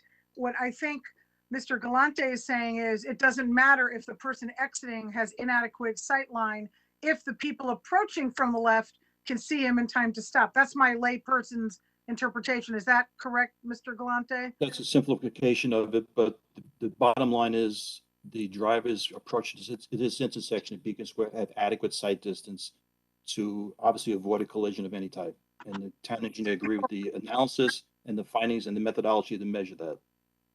Right. But the people leave, no one's challenging what Ms. Pooley said in terms of people exiting and taking a left do not have adequate sight line. But that what you're saying is that doesn't matter. The DOT says you could use either or, you don't have to have both, right? Correct. Correct. Okay. There's certainly adequate stopping sight distance coming from the Beacon View direction. Correct. Obviously it'd be better, but you're saying it's not required to have both. No, and it's been approved in other places in town. This is not the first place that we've used this type of analysis. And one other question, how do you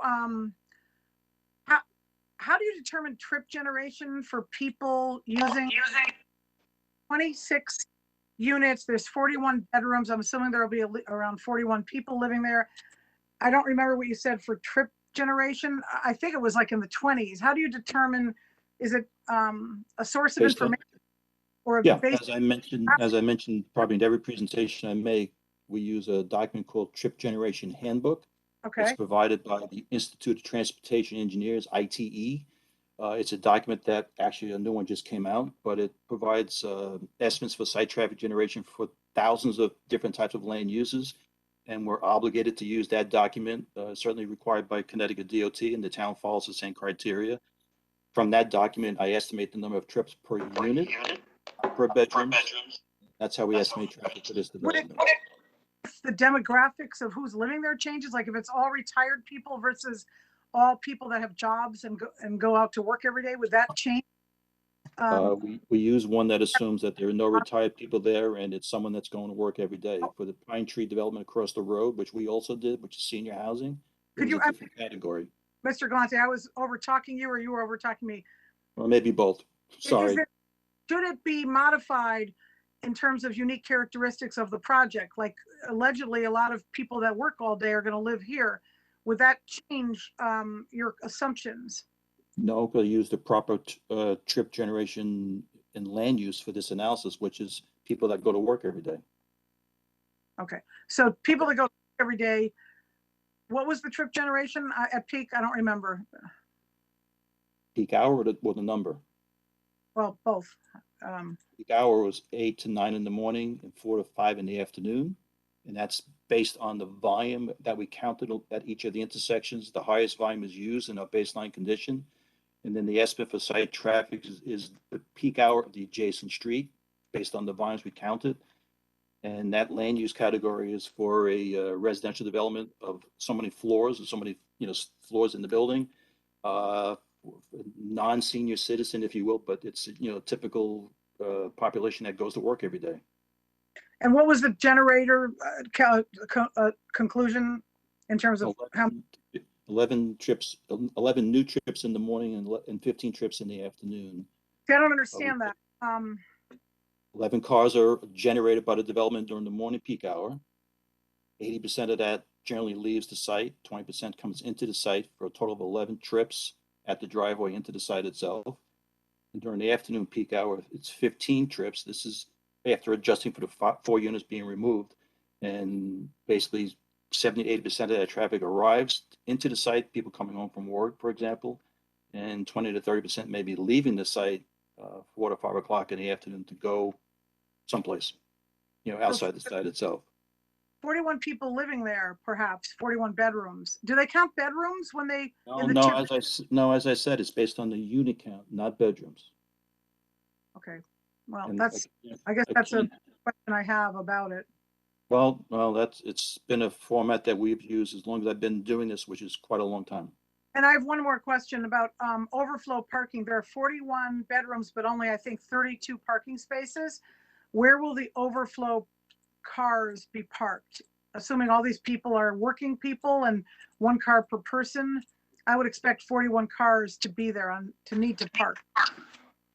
Well, I'll let Mr. Attorney Fallon also address this, but based on other projects in town, we have the same number of parking spaces provided. Mr. I Fallon, is that correct? mean, generally, with regard to an 8-30G application, you're going to find that most of these in this community and other communities park somewhere at a ratio of 1 to 1.4 spaces. We're parked at a ratio of 1.2. 1.2 has been recognized judicially. Indeed, it was a Fairfield case as providing adequate on-site parking. It's not true that you would multiply the number of cars by the number of bedrooms. That's not generally true at all. Generally, with a development of this kind, with the mix of 1 and 2 bedroom units that we have, the 32 spaces that are proposed should be more than adequate to provide for everyday parking needs. And again, in the context of an 8-30G application, the question of sufficiency of parking was directly raised to the appellate court in the Garden Homes case. And there the parking ratio was 1.2 on Lower Bronson Road. And the appellate court found that to be an appropriate level of parking, taking into consideration a number of factors, one of which involved the fact that there were provisions in the regulations elsewhere in town that allowed a parking ratio of 1 per unit. So we're comfortable with the parking ratio, both as a practical matter. Again, the client has managed and operated a number of these developments in this neighborhood. And the last thing the client would want it would be a development that was not sufficiently parked, because that could affect marketability of the units, and that has not been a problem. Okay, so for Mr. Galante, are there any research or statistics that indicates that if you have 41 bedrooms, you don't need 41 parking spaces? Is there a source of information? From the same organization, ITE, Institute of Transportation Engineers, there is a document called Parking Generation that has information on different types of lane uses, including residential, that's based on unit count.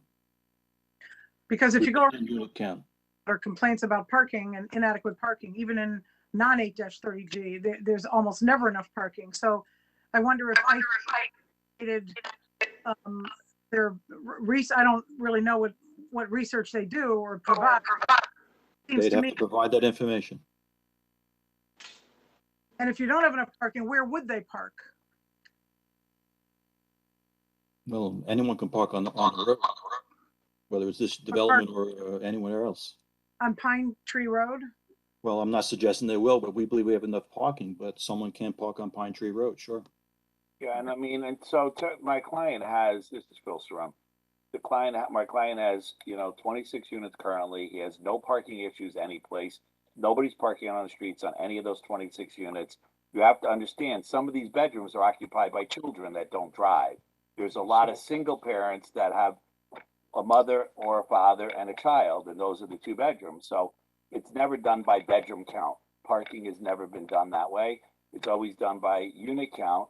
And again, 26 units, I'm telling you, he doesn't have any parking issues. People are not complaining that they're parking on the street, because they're not parking on the street. Because a lot of these 2-bedroom units only have 1 car. What is the name of this other development that you're referencing? There's one on Campfield and one on Bloomfield. I don't know that they have names per se. Thank you. Commissioner Harrison. I had a quick question, just building on the question about your answer about these other units that this developer owns. Do you know the occupancy rates of them? 100%. They're 100% occupied, including the affordable housing unit? They were 100% occupied. They were 100% occupied from the day they were CO'd. What day was that, were they CO roughly? I'm fairly new to the commission, so ago. forgive me. Yeah. A year, it's last year or two. No, the most recent one was probably 2 years ago, and the one before that, I think, 3 years ago. Okay, thank you. Any other questions for Mr. Galante? Mr. Galante, for the SSD versus the ISD creates a longer distance, correct? Correct. And why was the ISD not able to be achieved taking a left? Coming out of Beacon Square, looking towards Beacon View, just for reference purposes, you would draw a line over a private property, which we don't do. Okay. As you know, we don't do that. Is there reason why are the SSD and ISD always somewhat interchangeable, or are there instances where we would prefer using an ISD? We look at ISD first, but we can certainly fall back on SSD. It's an accepted, it's not a standard I developed. It's obviously a standard that's in the Conduct Design Handbook. Okay, but I mean, is there on the post road, for example, or major busy thoroughfares, is there in any instance where we would not be using SSD because it creates a shorter distance? There are places on the post road that don't meet any standard as far as ISD or SSD. If cars are parked along the post road, they park right up to a driveway. And honestly, measuring a SSD, you're measuring it in the travel lane. So theoretically, that travel lane and that exiting from that whatever driveway, the measurement is in the travel lane, and therefore it meets the standard. But the reality is, there's a parked car along the curb. But the state criteria, someone will answer that. The state standard is that the car that's parked is not calculated into the site distance. And that also is in the handbook. Okay. Okay, we look at that to be a worst case scenario. Okay. If I may, Mr. Chairman, I don't know if it would be helpful to the commission or not, but there is a sightline profile plan that's the second link on the agenda. I don't know if it would be helpful for you to look at it so you can see the difference between the two and how it's graphically represented on the site plan or not. If Emily you can decide, and Emily can bring that up. No, just identifying it for everybody that it's there is helpful, unless somebody disagrees. Fair enough. Yeah, I'll give you another quick summary, if I may, Mr. Chairman. ISD, you're measuring someone exiting a driveway or a side street. That's measured 14 and a half feet back from the curb, a very worst case scenario. No one really stops 14 and a half feet back from a curb. I'm sorry, 15 feet. 14 and a half is New York State. Stopping site distance is measured in the travel lane. So that's why it's a different calculation. And the stopping site distance is less than the intersection site distance, which is the ISD. I know it's confusing, but and they're both based on speed.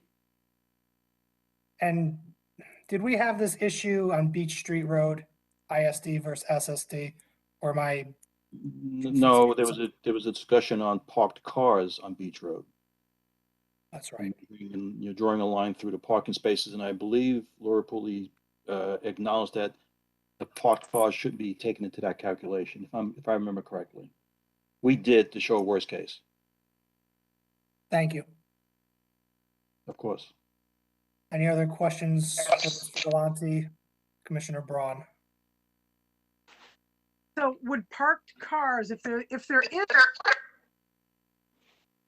could that sight line in either direction? Sorry, you're breaking up. I'm sorry.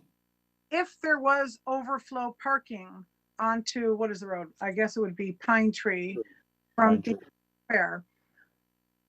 Would that affect either type of sight line? The SSD, which is cars approaching, or the ISD, which is people leaving? Well, calculating what stopping site distance, SSD, the parked car really doesn't come into play with that calculation. In ISD, we do look at that, but Conduct says in their design handbook that the parked car shouldn't be, it's not a permanent fixture. It's not a permanent object.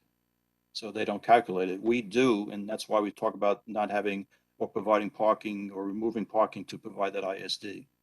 There is very little, if any, parking on Pine Tree near this site, especially looking to the left towards Beacon View, I'm sorry. So you did not do the analysis including overflow parking, or you did do the analysis including? No, as I said before, we don't believe there's a need for overflow parking. We provide enough parking on site. So we didn't have to make a calculation of cars parking. We didn't do a parking study per se. But Mr. Galante, can you clarify for the question that the SSD isn't impacted by cars parked on the roadway? The SSD, which is an acceptable sightline measurement, which in this case has been accepted by the town engineer, there is no issue of obstruction of a parked car in the street. A stopping sight distance, SSD, is measured in the travel lane. Right. So you're not looking through a stopped or a parked car. That's the difference. Thank you. But ISD, you have to consider cars parked there because you're making a left trying to look down the road. And if there's a car there, you can't see. That's why you have to consider parked cars, correct, with ISD?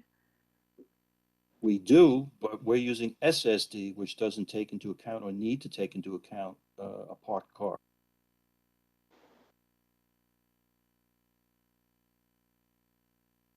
Okay. Any other questions, or can we? Attorney Fowler. Yeah, I just briefly, again, Mr. Galante, I apologize. All these years, I've never forgot you. Never will happen again.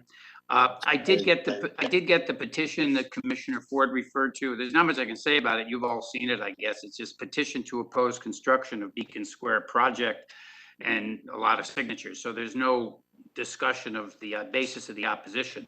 What I would say to you, though, is that I think this particular development is attractive in design. It's consistent with numerous other 8-30G developments that have been approved in our town and in this immediate area. And I think that Mr. Parkavich's background here in terms of, I invite you to, when you're touring the area, to take a look at his properties on Campfield and Beacon, because you'll see that they are impeccably maintained. They're well managed. There's never been a problem of any kind. And so I gave my summary before I forgot Mr. Galante, but I think this is an application where the developer has worked hard to do it the right way. We have approval from the fire, engineering and police departments.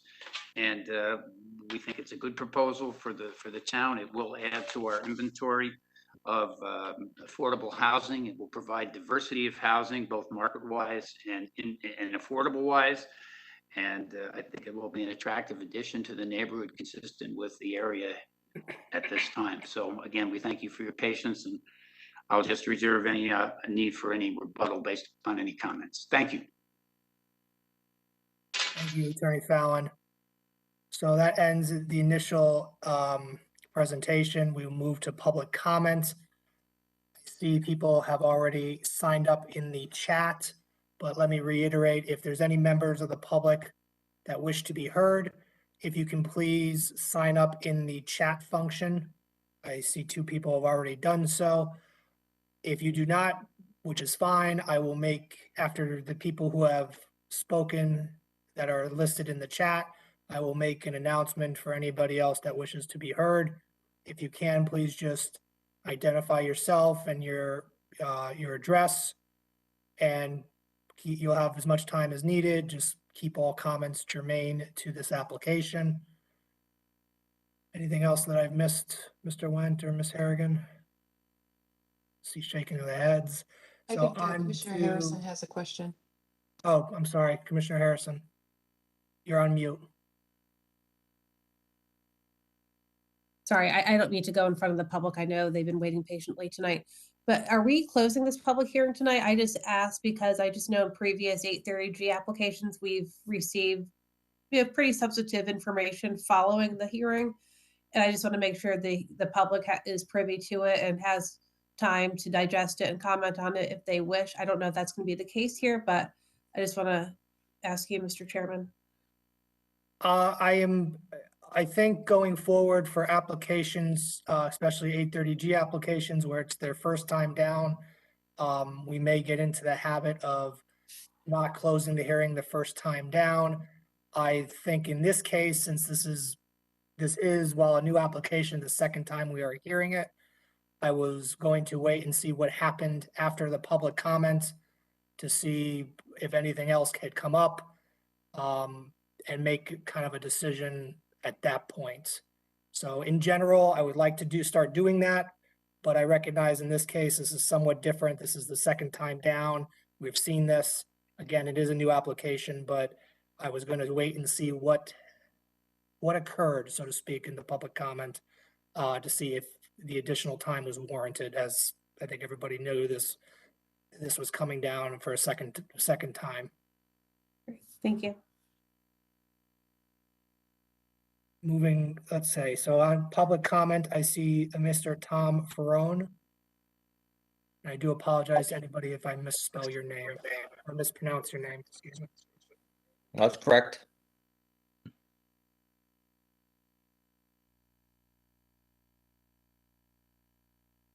Hello? Hello, we can hear you. I can't see you, but I see your square. We do hear you. Oh, geez. You don't have to be on video if it's a problem, but we can hear you. Okay, hello, everybody. I live at 38 Pine Tree Lane. I've been there 45 years, which is right to the left of Beacon Square. I wish you could see me. A lot of concerns on, we'll start with the traffic. There is another senior housing adjacent to Beacon Square, which is going to cause a lot of traffic. That could be a problem. 6 spaces in Beacon Square. Where do all the guests and family that come over park? That's another problem, parking on the street. And also, there was last week at least 15 to 20 speeding tickets or blowing the stop sign on Candlewood that were just given out that wasn't mentioned. So that road is heavily traveled. And this is going to add to that. And due to the traffic report, how can you tell me only 11 cars out of 41 are going to impact that street? There has to be more. I live there, I see it. I'm trying to get myself so you can see me. I don't know why.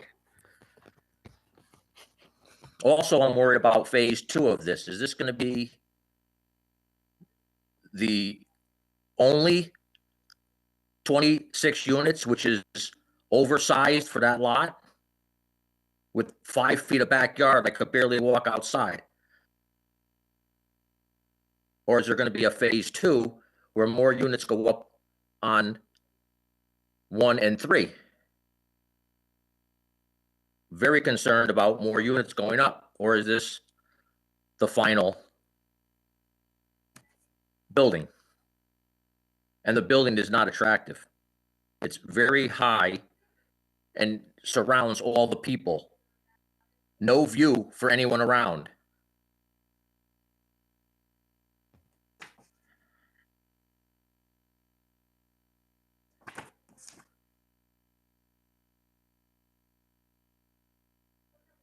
So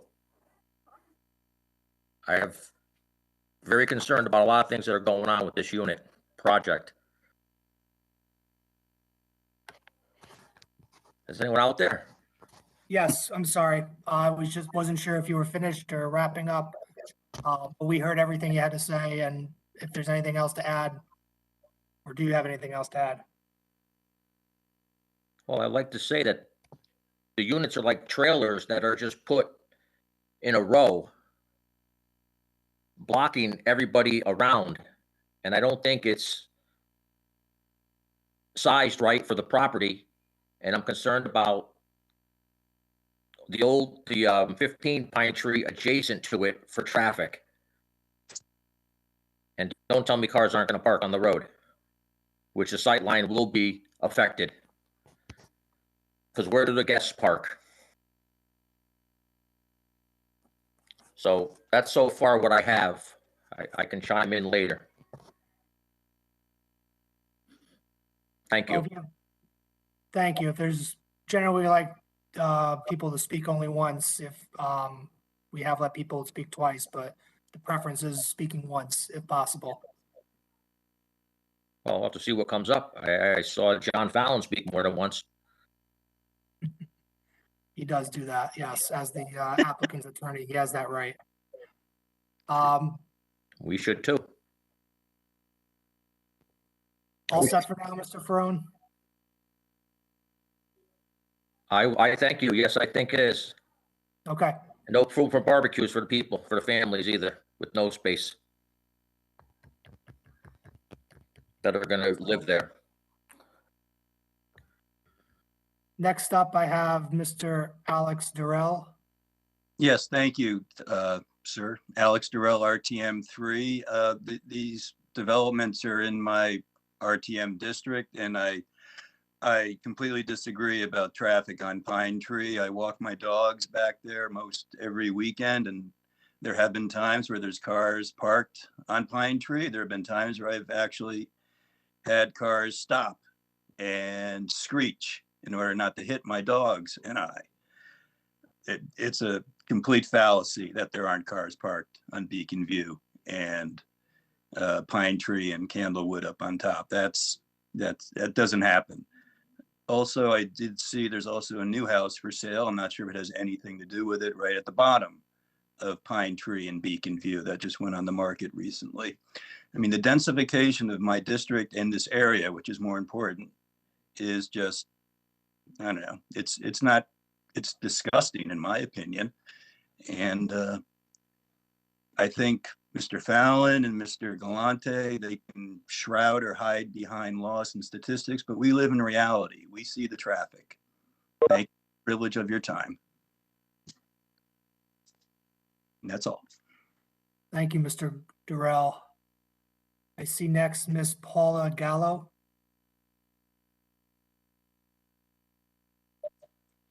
Hi, I was going to mention what Tom Ferone mentioned, so I am in agreement with him and of course with Alex Durrell. The thing is just too big, and you know, what I don't understand is why health within the scope of some nature isn't included in this entire thing within the scope of any kind of a project like this. Nature is a health issue, and we need it, and we need more of it. And that's all I really have to add.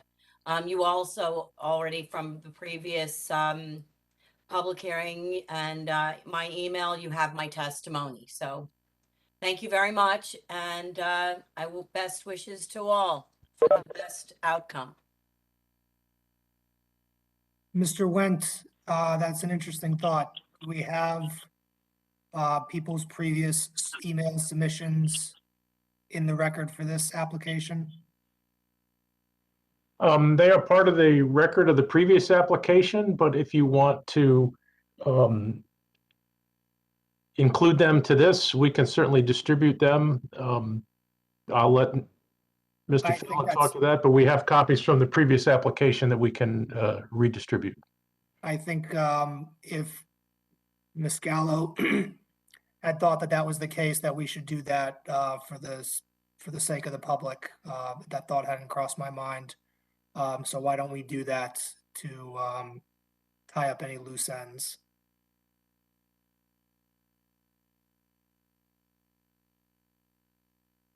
Okay, We can certainly make those part of the record. Okay, thank you. I was just looking at the chat. That's Last, we have oh, no, Erica I see Hoffman. Yeah, Ms. Hoffman, thank you.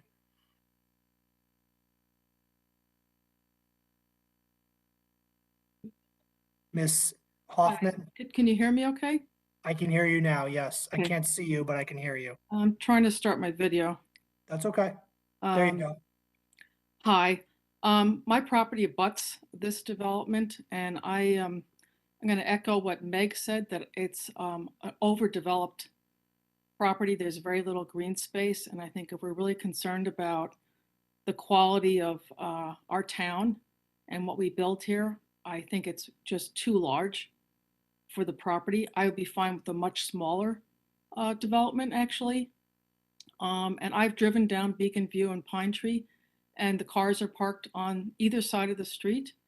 And I also am the person that asked for the police records of how many times first responders responded to Beacon View in the last year.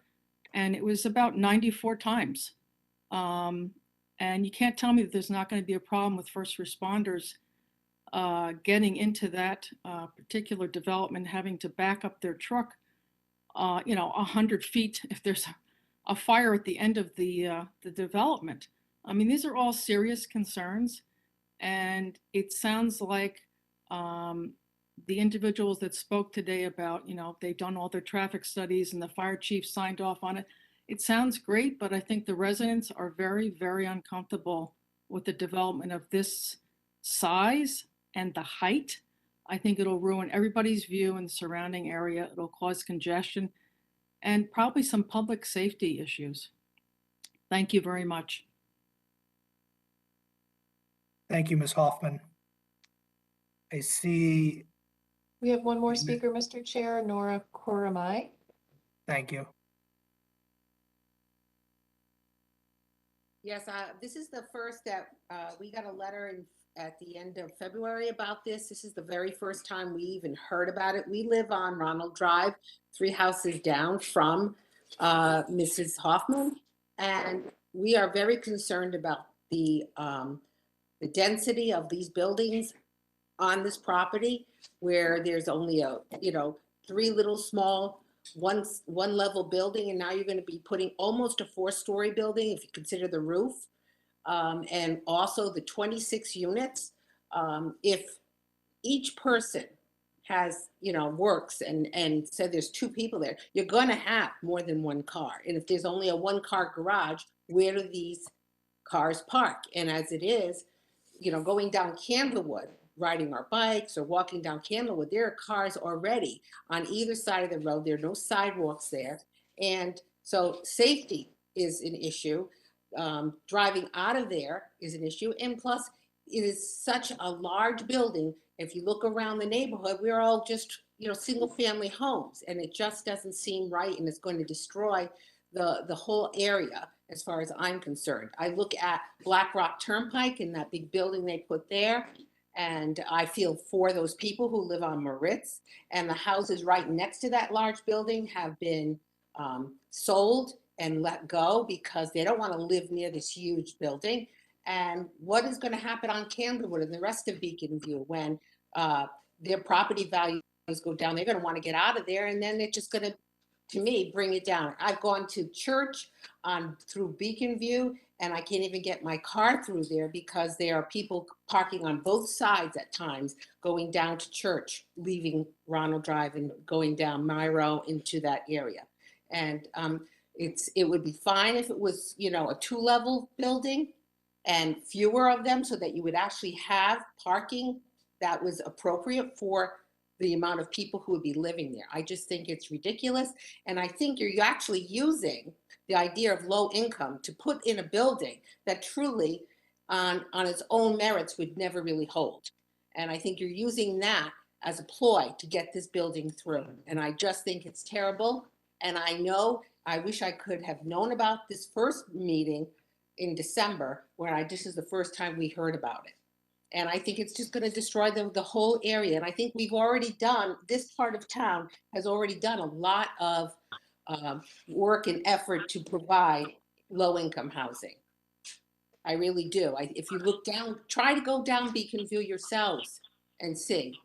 And we have also, senior housing there. We have over by the high school. There's 2 large buildings there. And it is terrible trying to drive a bike even, never mind a car, down there safely. And there's most places don't have sidewalks. There's no place to walk. So you're actually walking on the road.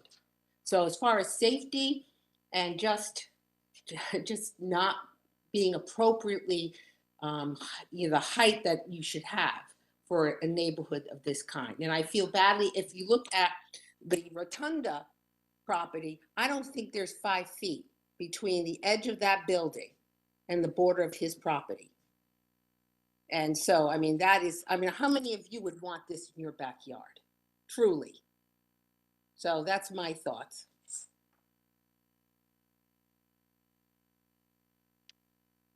Thank you.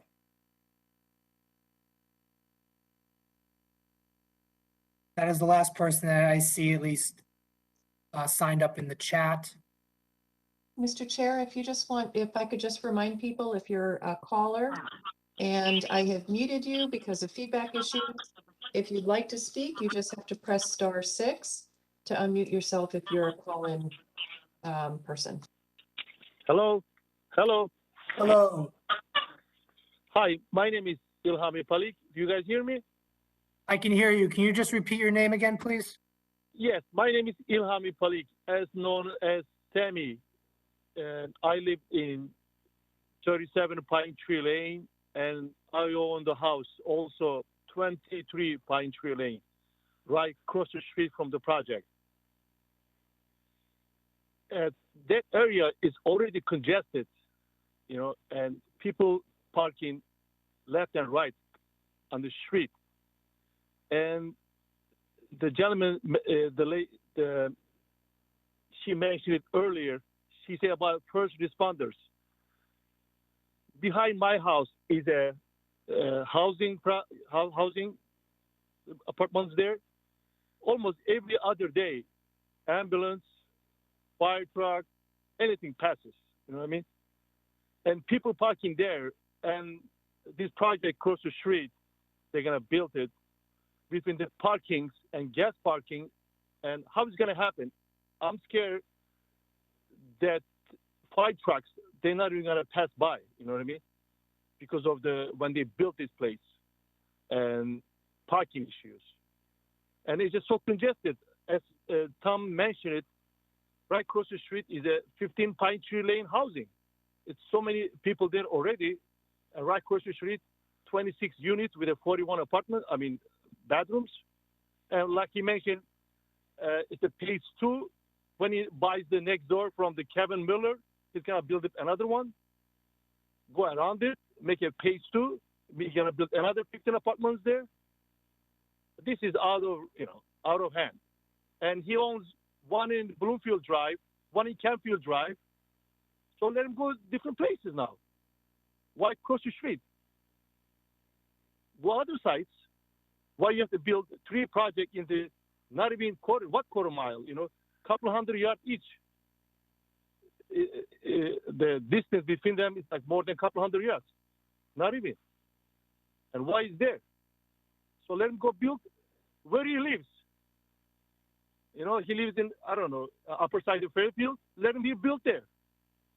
Not in our neighborhood. Let him go build on your neighborhood, not ours.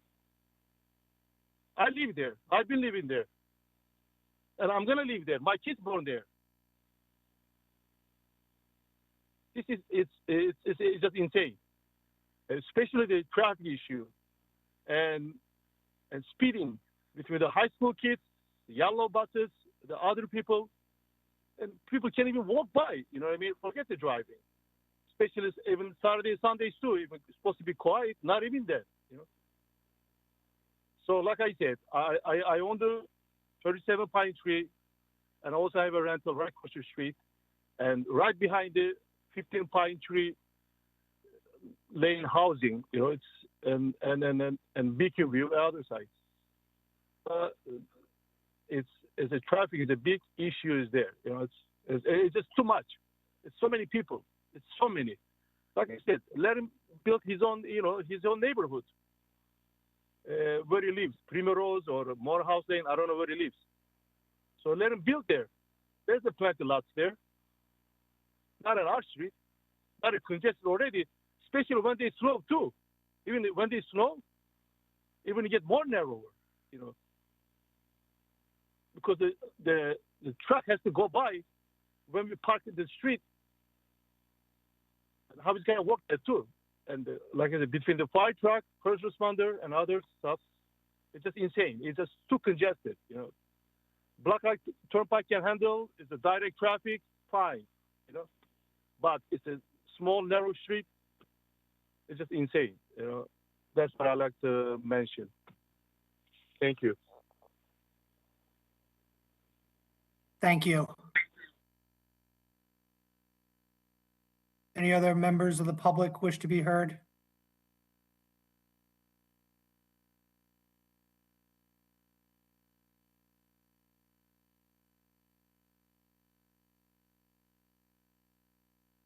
Does any other member of the public wish to be heard?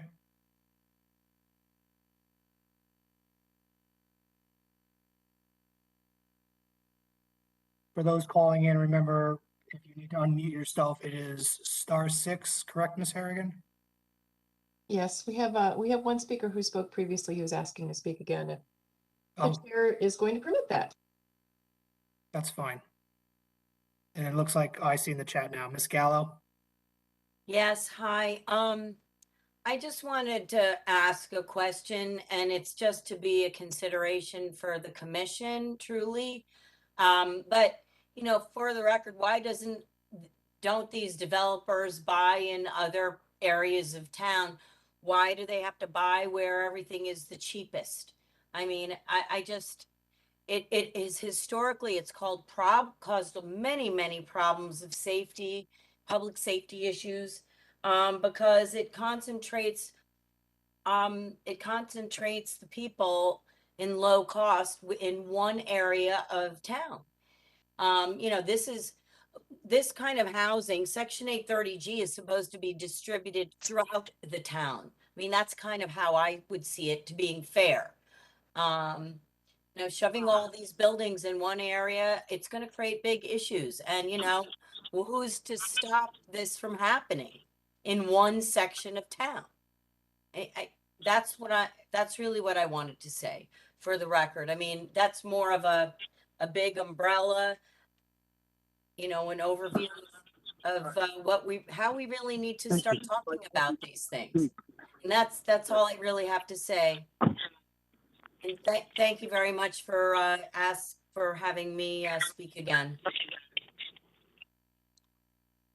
You're welcome. Any other members of the public wish to be heard? Yeah, hi. Yes. I am Ilhami Paliki again. Yes. And like I said, the issue is here is it's so congested. It's already been congested, and it's gonna be piled up. You know, I have my own kids, and we can't even play outside. You know what I mean? Like a street and do a little something. Car keep passing by, and the people live in the area, either some of them renting, so half of them is own it. They cannot afford to get a lawyer and fight with it. Let them go build it other side of the town so people can get the money and put it together and hire a lawyer and hire other persons and go against it. Because all the people that live here barely make the money, pay their bills and other stuff. They cannot afford to pay other extra money to hire a lawyer and go against this kind of stuff. That's why you don't see a lot of people talking tonight. And like I said, they just cannot hire an attorney because they cannot afford it, and that gentleman knows, so he's just going top of it. So like I said, go other side of town. Let's be equal to the other side of town. We got two already. Let him go build other side, his neighborhood, one more. So I don't mind. So it'll be even. So it'll be distributed. But no, people's gonna fight for it. They're gonna hire a lawyer. They're gonna hire things. They're gonna go against it, the big time. So that's all I have to mention. It's let them build other side of town, not this side of town, please. Thank you. Thank you for having me. You're welcome.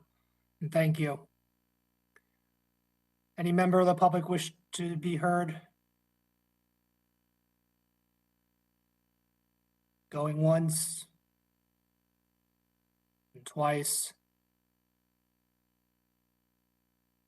So I'll conclude the public comment portion of this application.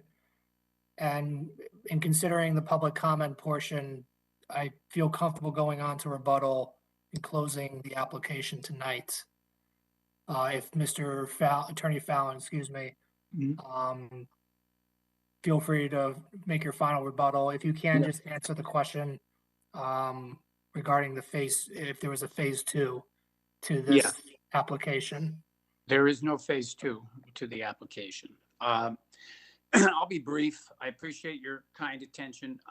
You know, generally, I heard a number of themes in some of these comments, including the last speaker, I guess.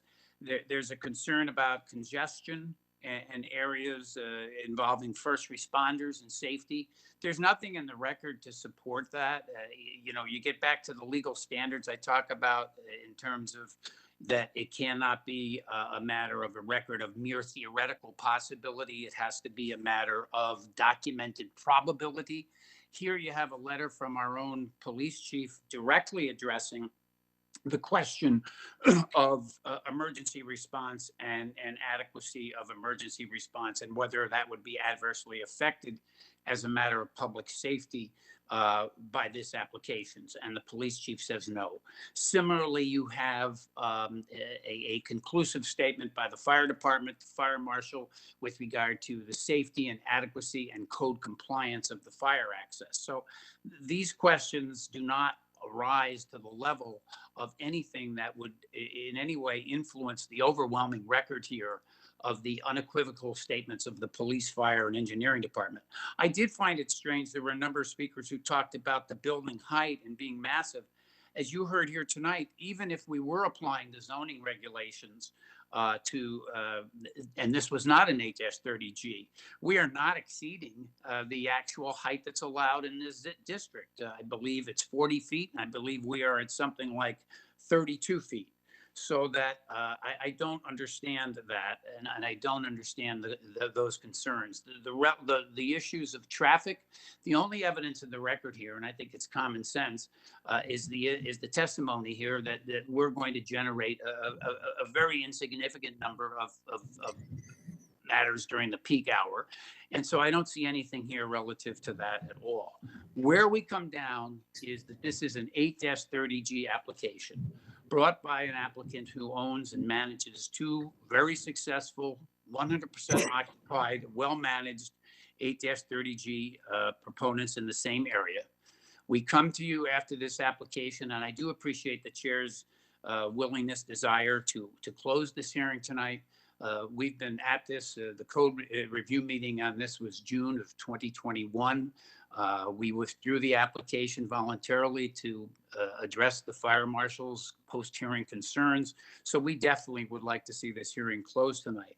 At the end of the day, when you do go back and you read the legal standards, which you are well familiar with, that basically indicates that to deny this application, there has to be a showing of a probability based upon the evidence of the record that there's going to be an adverse impact on public health and safety, and that this cannot be based upon speculation, and it has to be more than a theoretical discussion. We're not even close to that here. We have a proposal that I think is well made. It's what this statute should be made to do, and that is generate affordable housing projects of proper scale in a community after dialogue and working with the community resources to ensure that there will be no public health and safety problem. And at the end of the day, if you go back and you read those 4 pages of legal standards here, which I've given you, and you're well familiar with anyway, and you apply them to the record evidence that you've heard tonight, I would hope and suggest to you that the proper action, as you've seen fit to take properly before, even with some applications where perhaps you were confronted with more conflicting evidence, you'll approve this application because that's really what the law here, 8-30G, proposes. And in doing so, you'll provide significant additional diversity of our housing stock in Fairfield at a time when we're trying to increase our affordable housing inventory in the town. So I apologize if I went on. I appreciate your attention to the application. I appreciate the staff's attention, and we hope you'll approve this application. Thank you very much.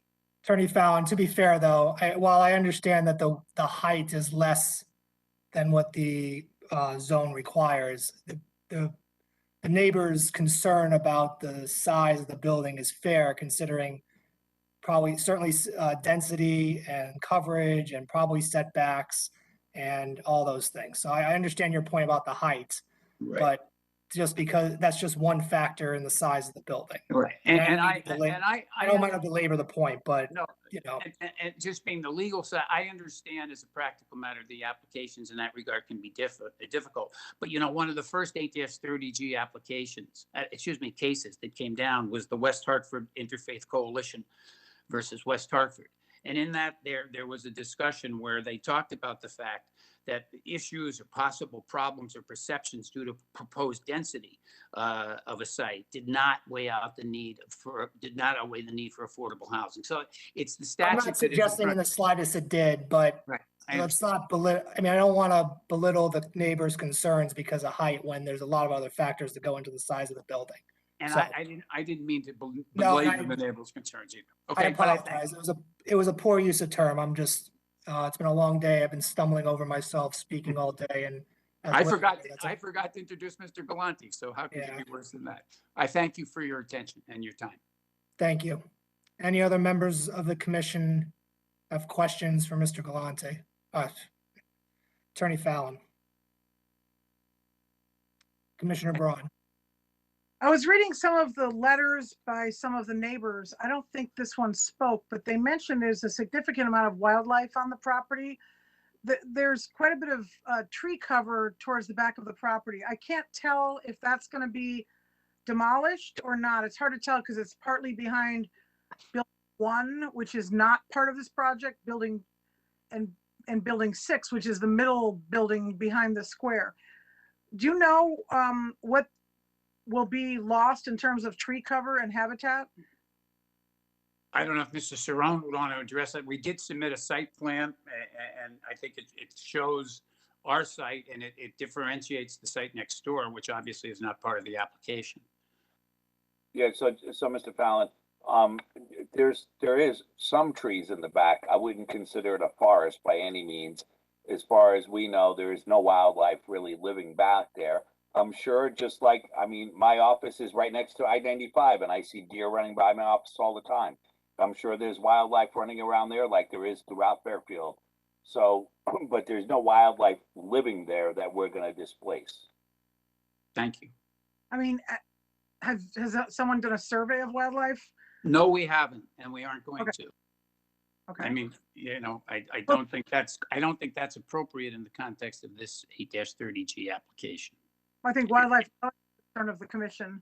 But will the trees that are there, will they be lost? I was looking at an aerial photo, no renderings showing what's there. Does anyone know what percentage of the trees or what portion of them will be destroyed and whether any of them will be replaced? Because it looks as though the development is pretty much building right out to the property line within 5 to 10 feet of 5 to 6 feet in some places of the property line. Right, so there's not going to be a lot of new plantings behind the buildings, but there will be new plantings along Beacon Square. And obviously, whatever we do, we'll have to get approved as part of our permit process. But we will be planting trees and working with the tree warden to make sure that we do what they've required along the front.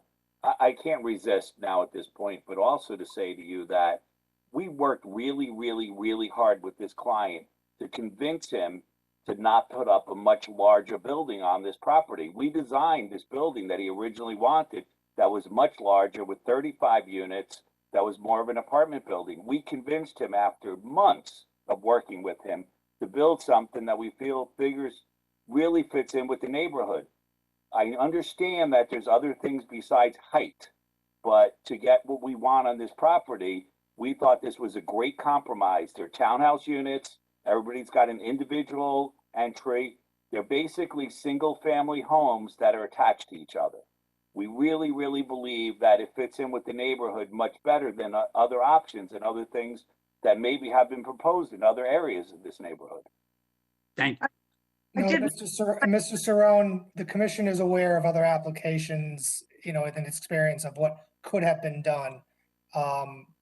And, you know, the could be better, could be worse type attitude. So we do appreciate that. And sorry, Commissioner Braun. So I don't have an answer on the trees that'll be removed. Will all the trees behind number 6 be removed, but none behind number 1 and 3? Nothing will be removed behind number 1 and 3 because they're not part of the project. So whatever you see on 1 and 3 will not be disturbed. So because you're building out to pretty much the back end of both number 2 and then number, I don't know why it says number 8 there. 6 and 8 and 1 duplex. Yeah, that's correct. Oh, there's 2 duplexes that are being demolished and being replaced by the 3 apartment buildings. Okay, so the Correct. 3 apartment buildings go all the way back to the end. Maybe like in the corner that juts out, there's a little extra space, but for the most part, it seems like everything will be removed. That's every kind of tree would have to be removed necessarily to do the project. At the back of, so it's 2, 4, 6, 8. At the back of property 6 and 8, from our building to the property line is as much as 40 feet back there. So we will have some landscaping back there still. Most likely, we're going to take down some of the trees and we're going to do some new plantings back there. But we do have an area back in that area where we can still plant. But would you, by planting, I don't know what that means. I mean, are you removing the existing trees that provide habitat? That's my question. We have to remove some of them to do our project, but whatever ones we can keep, we will absolutely keep. Okay, and I did note on the plans, it does say they're 40 feet tall, at least on the chart that's at the top of the site plan, that the new buildings will be 40 feet tall. I don't know if anyone has something different, let me know. It's not true. I'm not sure which drawing you're looking at. It might have been on the zoning location drawing. It might have said that the existing is allowed to be 40 feet. Our buildings are approximately 32 feet tall, measured per zoning regulations, which is 8 feet less than is allowable in that zone. That's 30 feet above grade? 32 feet. Above grade, okay. Correct. Thank you. Thank you. Any other members of the commission?